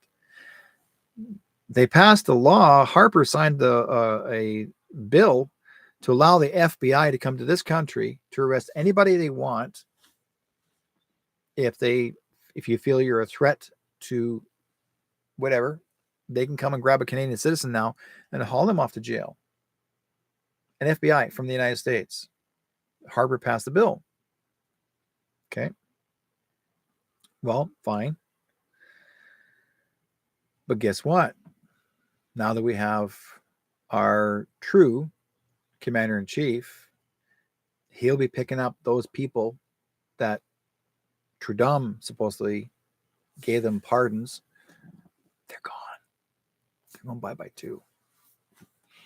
And if anybody who works for CSIS who was corrupt, they're going bye-bye too. Trump's not kidding around. The alliance comes in and they're picking them up. They scooped them up. They're done. That's how come I know so much. Well, enough. So, yes. So now you guys know. I mean, this happened a few years ago. This is before the 19 even started.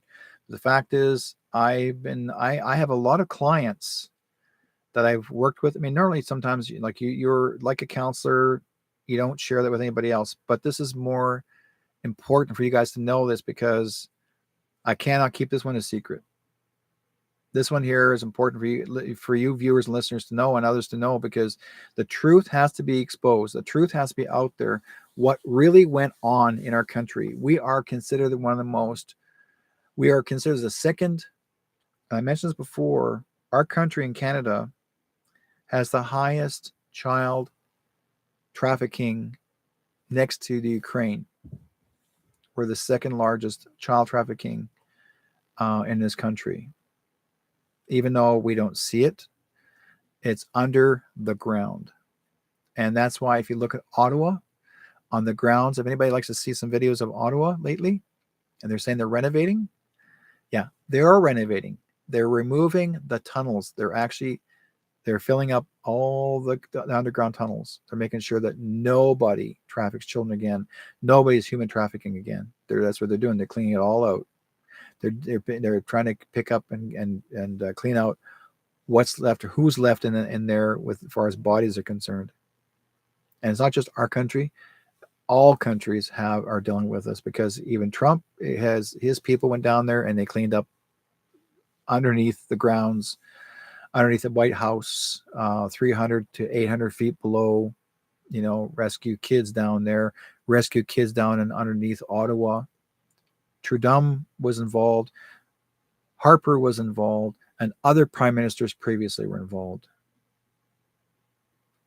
So, so it's going to be cleaned up. Even Jean Chrétien's involved too. I mean, it's going to get, like I said before, there's going to be some major cleanups. It goes way back, folks, way back. And a lot of prime ministers, I mean, I do storytelling on another show, and I was reading some of the Canadian history books, one of the Canadian history books, and as I'm telling the story each week, and the more I talk, I'm reading the story, and a lot of it keeps on bringing up Freemason. Everything's Freemason, Freemason. They practice Freemason, Freemason, Freemason. Secret, secret, secret, Freemason, Freemason, secret, secret, secret. And MacDonald was a Freemason. John MacDonald, our first prime minister, was a Freemason. So that tells you how this whole thing began.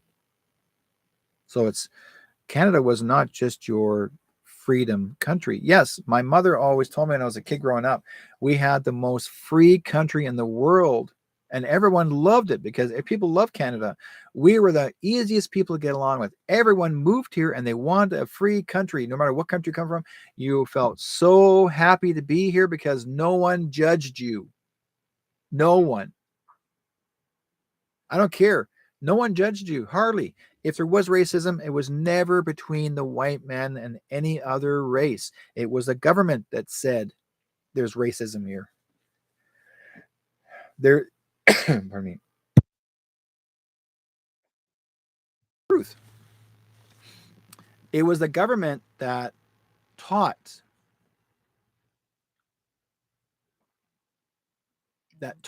people racism. Every government taught people racism. It's your American government taught people racism. It's your Canadian government taught people racism. They did. Because all you hear is don't trust this, don't trust that, don't trust this, don't trust that. Religion, religion, religion, religion. I couldn't care less what your religion is. I couldn't care less your skin color.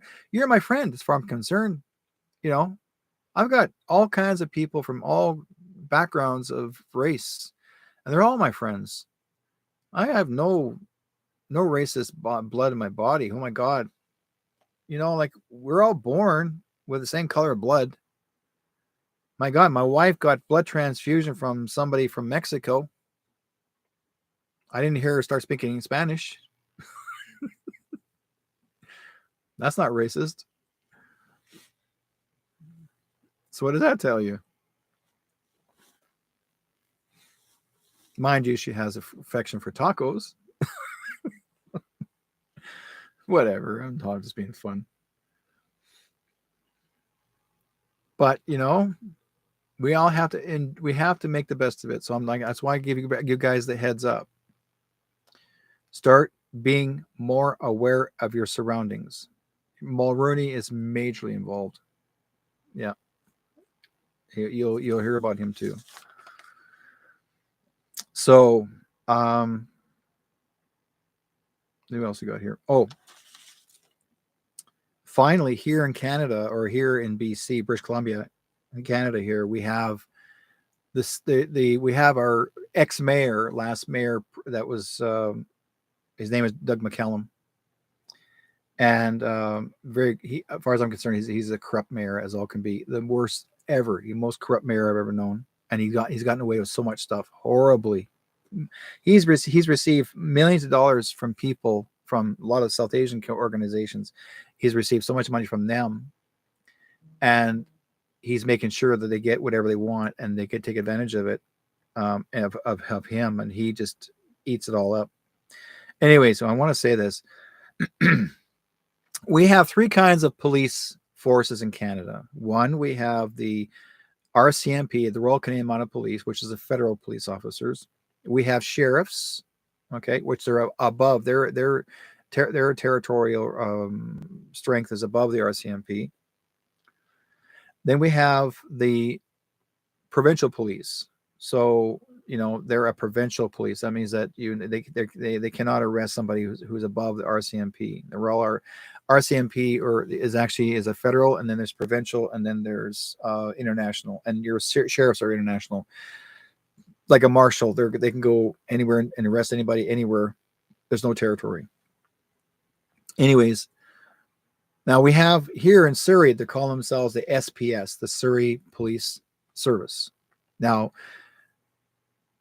Mayor McCallum wanted to bring in the SPS when he was mayor. He wanted to bring the SPS because he already has had, I will use the word rumor, 3 DUIs through the years. Okay. And he's been mayor here before. years back. So, anyways, he's had so many DUIs and got himself in trouble. But he anytime he's got pulled over is by the RCMP. And when you're a federal police officer, they're not going to, no matter if you're a politician or not, they're not going to let you get away with anything. And so what happens is, if you're a Surrey police, if you're a provincial police officer, a mayor can tell them what to do. And so, for example, say if he got pulled over drinking and driving again, another DUI, the Surrey police he'll just tell them, say, hey, leave me alone, let it go. I'm going home. I'm the mayor, and they can tell him, and they'll let him go, right? Because he's mayor. Which I feel that no politician ever should have any authority if a service office of officers in service. No politician should have any say to tell them how to run their organization. Okay, no, none, unless you're commander in chief. I'm not talking about presidents or anyone. Not even presidents should ever control the police officers. It should be, if there's a commander in chief, is commander, like means the military above that, because then you have your military. Military police are far above everyone else. Okay, they're international. So, anyways, what McCallum had done is actually he's gotten away with so much. He wanted to bring in he helped create. Not he hadn't helped create. He wanted to create a Surrey police service in Surrey. But he's also tried to accuse the RCMP in being murderers and killers and heartless and whatever have you. He's making up every excuse he can to say that they're not doing their job and which is entirely wrong. They are doing their job, because we already know. I know, because I got friends that are RCMP. I know they're doing their jobs. In fact, I actually helped train one of the officers to use his skill as a medium, because he's actually detective, and his job is to do forensics, like basically go on site, and he's able to communicate with the spirit of the person's body. If that person's passed away, wants to say, how did he pass away, he or she? So, because he's very strongly affected by this. So I trained this man. Anyways, I actually called him up today. My friend who's RCMP, one of the officers RCMP, and I asked him, I said, does the Surrey Police Service have the right to drive an RCMP vehicle? Because that's a federal vehicle, not a provincial vehicle. And he says, no, they shouldn't, because you're federal police. When you have an insignia of a RCMP that represents a federal police officer, that means that you're representing the RCMP. You're not representing the Surrey Police Department. But I'm seeing, when I was driving today home with my wife, I was seeing a whole bunch, about 2 or 3 police cars, RCMP cars, that are driving behind the wheel are the SPS police. I'm thinking, what the hell? The SPS police have no right to drive these vehicles. Now McCallum said they already have their own vehicles. Well, why aren't they using them? Is because the new mayor does not want the Surrey Police Service, because they are rejects. Most of them are actually, not all of them are actually real, true Surrey police officers. Okay. Most of them were kicked off the force of the RCMP because they did something. They tainted their record, whatever have you. So then when they got rehired back, they were hired back as the Surrey Police Service, not in RCMP, because McCallum was even asked, that was these officers, Surrey Police Department, were they actually put on did they actually do a lie detector test? And he said in his own words, no, they don't have to do a lie detector test, because reason why they have to have that, because every officer that wants to be an officer has to have lie detector tests plus to be sworn in. That's how you swear them in. Well, McCallum refused to swear in the SPS. Meantime, they're running around playing police officer, and they're pulling people over, whatever the situation is, and they're giving them tickets. One of the officers pulled me over, Surrey Police Department pulled me over and said to me,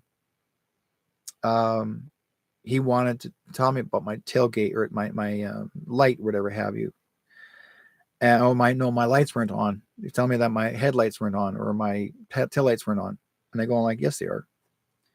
And the sun was setting, but it wasn't dark enough to have that lights on. But he purposely pulled me over because he knew I was, because I'm actually in the council chambers on Mondays to watch them do their proceedings in mayoral council chambers. So I'm watching it. I'm actually got my cameras on them, and McCallum knows who I am. He doesn't like me because I ask him, I ask him questions, and he doesn't like to answer me. But anyways, McCallum even put the word out that I was a known drug dealer in the street. Do I look like a known drug dealer? But he said I'm known as. He said he put the word out that I was a known drug dealer to make sure the SPS followed me. Well, he's wrong. This is how I appear because of my indigenous background. This way, I've always worn my hair this way. But this is what he did. He tried to see if he can get me in trouble. Anyways, the officer was going to give me a ticket. And I said, let me tell you something. Let me ask you this. I said, were you sworn in? Yes, I was. I said, did you take the lie detector test? No comment. Did you take the lie detector test? No comment. I said, well, let me tell you this. Here's my ID. And I showed him my media ID. I said, did you take the lie detector test? He said, I can't answer that. I said, then you have no right to give me a ticket. That means you're not truly a real officer. Have a great day. I turned on my car. I got up, I turned on my lights and drove off. He never even went after me.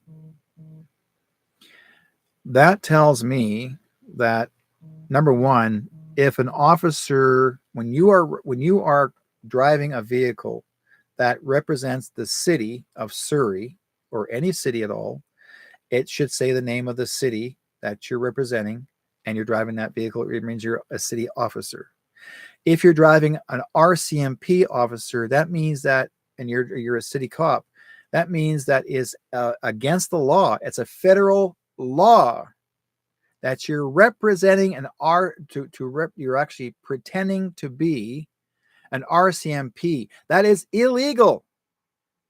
You can go to jail for that, or you lose your job. That is illegal, guys. It's a federal offense to pretend to be a RCMP. You're not RCMP. I don't care if McCallum made a contract. That is illegal. That's a federal offense. You officers that drive behind those wheels, you're going to go to get prosecuted. Now, I've already put the word out, and now I want to ask you guys your thoughts. Do you believe, those who are living in our region, here in Canada or our city, do you believe that a city police officer, should he or she have the right to drive a federally run vehicle? Okay, RCMP, Royal Canadian Mounted Police, should they have the right to drive that car to represent that force? And if they want to give you a ticket, do they have that right to give you to represent that? They don't. Not at all. And that's what they're doing. McCallum said, well, we came to an agreement. I don't care what agreement was. You don't play the game. You're federal and you're provincial. There are two levels of laws. When you're federal, you're under the Queen's crown. Well, Queen's dead, but you're under the crown. Provincial means you're under the city. Okay? You represent the mayor. You represent the city of Surrey. You don't represent a queen. You don't represent a crown. There's no crown on your freaking lapel, on your badge. If there is, no, you're not representing any crown. Besides, all the crowns are dead anyways, but I'm just pointing it out. So, for example, Abbotsford, their police are allowed to give tickets, as in Abbotsford, there are no RCMP. Well, see, number one, if an Abbotsford police officer was driving an RCMP car, like if Abbotsford is city police and they're driving an RCMP car, that's illegal. That's a federal offense. It's a criminal offense. They're pretending to be someone they're not. They didn't get signed. They didn't get their training like an RCMP. RCMP gets 6 months or more months of training, and their training is military training. A police officer, city police officer, is only trained for 30 days, maybe 60 at the most. That's it. Their training is not the training at city police is not the same as RCMP. RCMP, you're trained under military training. You're like it's almost like being, you might like joining the army, because a lot of times they actually will call for the RCMP to come and help a military force, and they'll fly them out to other countries, and you're wearing military uniform to represent your country. That has happened before. If you have a special technique, a special like for example, if you know about certain about weapons, whatever have you, they will fly you out as an RCMP officer. They'll fly you out and they'll put you in your greens, and you represent, because you're still militarized trained. So I'm telling you, it's getting to the point that everyone's getting lazy and no one's paying attention. And so those RCMP officers should say, no, you cannot drive our vehicles. No. I don't care if you're short of officers. If there's a problem in Prince George, BC, that there's a lot of racism made by these officers, then fix it. If nobody, and if these officers are supposed to be good at training, then transfer them. Bring them here. If there's a shortage of RCMP, bring them here. The reason why there's a shortage of RCMP, because the population's growth so quick. We have about 100,000 people move here in less than 1 year. That's why they need more RCMP. There's a history of RCMP that were corrupt and harmed the First Nations people in the past, but they were told at the beginning by the prime ministers, if you don't do your job, you lose your job. Even though they said it's not our contract, our job is not to bring children to residential schools, because that's why they call them truant officers, which are actually plainclothes. A truant officer he gets hired by the government to tell the RCMP to grab these kids. The kids are not told by the government, or the government's not told, don't tell the RCMP to go and do it, because the RCMP won't follow that criteria. That's why the RCMP had been given a bad name, because of the truant officers. The truant officers don't take responsibility because they're told by contract. They're under contract. RCMP are not under contract. They work for the Crown. The contract is truant. Truant carries handcuffs as well. Okay? So there's, yes, Masonic symbols on those badges. They are. So you should see what a truant officer look like. They look like your typical Columbo look, with a black hat and their trench coat and handcuffs. Not big handcuffs like large adult sizes. Children's handcuffs made of iron. Half dozen of those in their pockets on both sides. And they're handcuffing little kids. And that's what the RCMP were doing. The truant officers would tell them what to do. That's how it all happened. And what do? You know, I'm trying to tell a story and show them what really went on historically, but yet they're so focused on hating the RCMP. There's some really good people out there, because the young ones, the young officers today, they know some of the history, but they're trying to fix it. And yet no one's giving them a chance. It's still a job. If there is some racism, some areas, then fix it. No one's perfect. There's racism in every job you take, no matter whether the government or not. If you want to talk about racism, let's go to Alaska. Let's go to Alaska. Let's go to where all of the politicians, okay, in Alaska, politicians, I watched the video in the cabinet. They were doing their prayer to Satan. Yes, I'm not kidding you guys. I saw the video. All of the politicians were praying to Satan, thanking Satan for bringing them there. Not God, Satan. So what does that tell you? Most of your politicians are following satanic followers. We've got one leader in Alberta, and she herself is a follower. She's actually one of the leaders of, oh my God, it gets to be monotonous. She's nothing but trouble. Not the new one, not the new one in Alberta, but we had an older one. What was her name? Rachel Notley. Rachel Notley. Okay. Even though she was an NDP leader and then lost her position because she screwed up. But what did she do? She joins, she becomes the leader of Antifa in Alberta, a leader. And she's telling Antifa what to do. And they did everything what she wanted to do. And no one even paid attention. Everybody, all the mainstream media kept avoiding that. I watched videos of her going to the campfires at night. Someone actually did an undercover video of her, okay, doing Antifa. And she's telling them, okay, I want you guys to do this. I want you guys to do this. I want you guys to do this. Are you kidding me? And they followed her. They followed her what to do. And no one ever said a word. But now there are people that know, and I know. Okay. When I said to everybody in the time that she did that lead, that she was walking down the street in Red Deer during around 2020, walking down the street when these guys are wearing signs, carrying signs with, and the handles are hockey sticks. And they're looking for a fight. They're looking for violence. They wanted people to say, oh, blah, blah, blah, blah, and then go like, oh, I got you this stick, right? That's what they do. They're hired. They get paid $15 an hour. Antifa people get paid $15 an hour, but they follow the indoctrination of Satan. Okay. They don't want you to talk about God. You mentioned God. None. They don't talk about Jesus. None. Yeshua. No, they don't. They're trying to make it where it's ill. They're trying to even try some.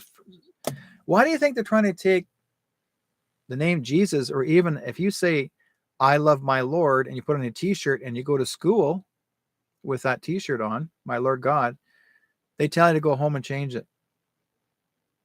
Or you're indoctrinating people by wearing that t-shirt. But you can wear Guns N' Roses, but you can't wear that particular t-shirt with the name God on it. There's one girl that went to school and it says, Jesus, my Savior, went to school, and she got actually kicked out of school. She was not allowed back. This happened in Alberta. Okay. 12-year-old kicked out of Alberta, or out of the school, because she wore that in her t-shirt and she refused to remove it. They told her to only take it off and change it. No. What's wrong with that shirt? So why are they allowing these other people that are wanting them to do all these stupid other things to the kids, but you can't use that and wear that t-shirt? Doesn't make any sense. So anyways, I'm just going off. Okay. Am I doing readings tonight? No, Eki, I'm not. I was wanting to give you guys a bit of a heads up what's going on right now in this area, because the 15-minute cities are about to begin and they're apparently supposed to be starting at around possibly June, July. And when that begins, that means that we may be going into lockdown again. So that's the game of the government. They want to play, Trudeau wants to play that game again. We'll see. Ain't going to happen, because there are a lot of people are going to be demonstrating, and it's going to stop. And it has to stop. We don't need to be carbon footprint. We don't need to be picked on. I trust God in every which way that I'm led, and I'm sure a lot of you actually do the same way. There's a lot of good people in this chat room right now that are good readers, that I know of, and they understand. They understand. So we either be awakened, or be awake, or just let ourselves get led around. You don't need to do that. So, anyways. Let's see what else is there, and see. Look at both chat rooms here at the same time. Okay, so yeah. Okay, Eva says if Abbotsford police are allowed to give tickets. Abbotsford. Okay, so example of Abbotsford police. Their police are allowed to give tickets, as in Abbotsford there is no RCMP. There actually are RCMP in Abbotsford. They were there. My God, maybe 10 years ago. They were there. They were replaced. The old mayor replaced the RCMP for the city, for their own city police. That was replaced because the RCMP used to be stationed in every city. So if you still don't see us all getting forced jab, no, I don't. They're let's put it this way. Don't do it. If they're trying to force you to do it, don't. Um, that's illegal. That anybody who tries to force this on you, here's what you do. You got, like, you have your legal resources, and there's a page called Action for Canada. Number 4, actionforcanada.com. Go to the website, download the PDF, and you'll see any company or business itself is not trying to force you, even no matter if it's a corporate store. If they're trying to tell you that you have to have this, this, and this, okay, there's no law says you have to have that. By the way, that's no law. They'll say, well, it's mandatory. Well, the word mandatory means you're giving them permission to do it. There's no law. Okay. And so basically what you can do, like I said, download the PDF, fill out the forms for whomever you want to give those forms to, and you say, hey, look, this is what you're being presented, and we'll see you in court. You're being sued. Okay. It is a federal offense. It's not provincial, it's federal. Okay. Eva says, I lived in Abbotsford for 3 years and I saw was local police. Yeah. Yeah. It was, I remember, oh my God, there must have been at least, I remember the RCMP when they had the big flood. Okay. Remember they had the big flood back in November the 21st, or November the 12th this last year, when that big flood, remember Abbotsford, Chilliwack, in that area, the RCMP were out there. The city police had nothing to do with it. They would not even participate. They stayed in the city while every RCMP were outside the city. And the RCMP were told to tell anybody who was supposed to be rescuing people, that volunteers were rescuing people, the RCMP were telling them not to rescue anyone. And they're asking why. And they said, well, we'll seize your boat if you try to rescue anybody. Well, that's ridiculous. These people are actually almost drowning and they're can't get out of their houses. And the RCMP, their boats were parked at the dock, like on the driveway, and they weren't even rescuing people, but they were told by our premier, Horrigan, not to rescue anyone. Okay. Now, Horrigan got busted. Okay, Horrigan's gone, by the way. So, anyways, that's when you guys know that too. He's history. Okay. Let's see. We also need to talk about furnish before I finish for the night. We're good. Okay. So if anybody living in the area, Surrey region, and if you guys agree or disagree, if you believe that the Surrey Police Service should be here, it's up to you. You make a choice. Or do you believe the RCMP should be here and carry on? Because, like I said before, they're not doing any harm. Okay, Eki says, do you see them forcing us to get jabbed? And if I don't, we lose our driver license or can't buy groceries? No, that's a scare tactic. Okay, no one loses their driver's license. No one loses, and they can't buy foods. Earlier in the show, I did say that if you know the mom pop businesses, get groceries from them, because they're not going to close their doors because of that. These are the corporate stores, like say for example, if superstores, Safeways, Canadian Tires. There are some stores that are going to follow their own regimental ideas because the corporate head's telling them to do it, right? They're saying, we want you to do this. No one is actually forced to do digital, none whatsoever. If you don't want to be digital, there are some mom-pop businesses that are not going digital. They're going cash. Okay. Everyone's getting sent a letter in the mail. That's why I tell people, if you're going to keep a regular corporate bank account, okay, which is your Bank of Montreal, CIBC, Royal Bank, if you're going to keep that bank account, guaranteed they're going to actually tell you what you can or cannot have for money. But if you move your bank account to an independent bank, That means that your savings banks, they're better for you because you're a shareholder. They cannot tell you what to do. Okay. Shareholders cannot tell you what to do. So you're in control of your own money. And like I tell people, trying to save as much cash as possible, because there's going to be a lot of mom and pop businesses that will take cash. It's not going to be like India where they're telling you that you cannot, that your cash is no good. That's just a lie, absolute lie. Your cash is and always will be, right? Credit union, correct. That's what it is. Your credit union is better than having to use a regular corporate business. Yeah. A lot of people are moving all their monies to credit unions, and if you do, keep yourself at least a good couple $1,000s of cash aside for yourself, just in case if you need to use cash to buy things, because you will for a while. And there are stores that will have availabilities. And again, grow gardens for a few months, until this whole thing's over. It's not going to last you for years. This is just a test to see who's going to fight back and who's not. This is not a forever thing. This is a test. There's a fellow back last week had stated that he created a 15-minute city. Well, number one, he didn't create the 15-minute city. He came up with the idea. He said, oh, this is my idea. I made 15-minute cities. How is it your idea when everyone else across the world are doing 15-minute cities? They're all called the same thing. So it's not his idea, but he's actually following the programming that he was told by the government to develop a 15-minute city. Okay. And it's happened here in Surrey. Where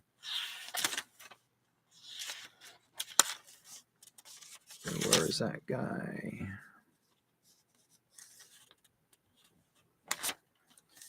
I might have it somewhere else here.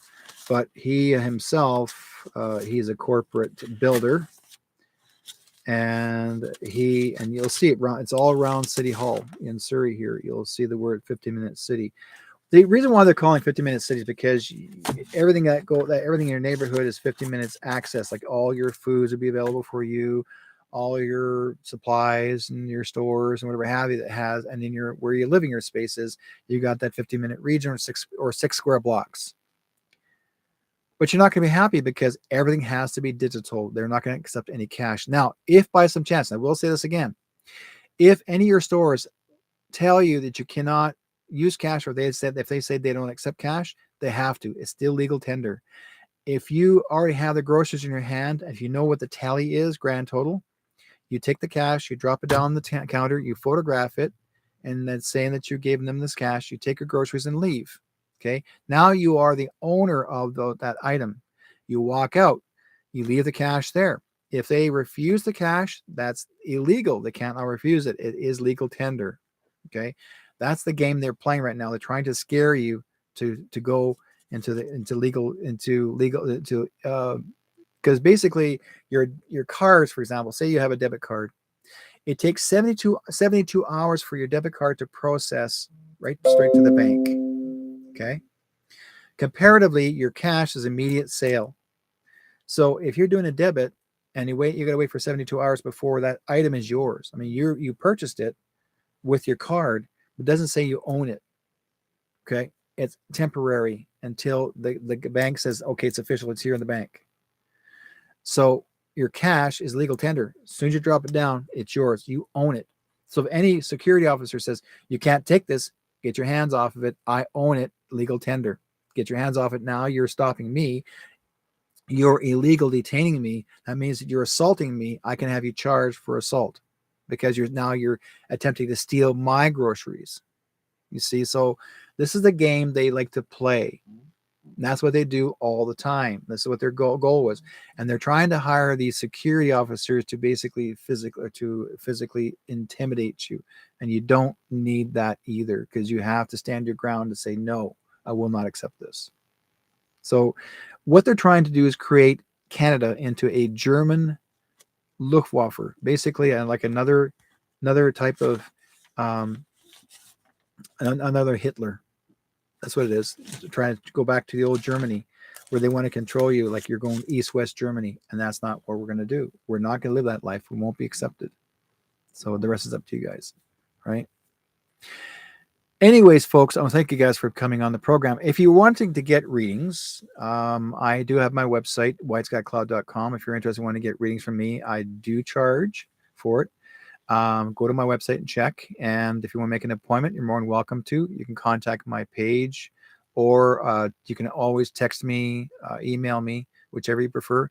We can set up an appointment, and you'll get to find out what I'm all about. Also, if you want to find more things that I talk about or things that I share, I'm actually have a Telegram page. I'm also on Rumble. And if you haven't been able to see the whole show, I'll be recording this is all being recorded as we speak. And so this will, if you want to refer back to it, and please share. Even on my YouTube page, please share, like it, share. The more I get people to follow, the better, right? I'm not in for the money. This whole thing, people saying, oh, anybody who does this whistleblowing is in for the money. No, I'm not. I do this because I make my money my own way. I'm doing it because I freely doing it because I'm doing this for God. Okay. So we all know what our job is to be, and this is part of my job. The rest of my other job is I'm a crafter, I'm an indigenous artisan, I do my readings. This is how I earn my income. So anyways, may God be with you guys. You guys take care of each other, and we'll see you guys next time. And in the meantime, and in between time, another edition of Shadow Chasing Between Two Worlds. Bye. May God be with you guys. Everyone lives, everyone dies. Everyone loves, everyone cries. Round the world we're all alike. So why is there war?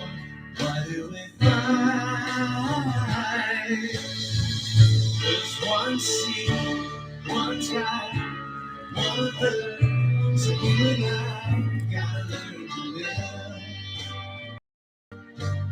together. When one heart beats, we all live. Gotta learn to live together. Peace, make peace, make peace, peace. Alright, isn't it time for the start time?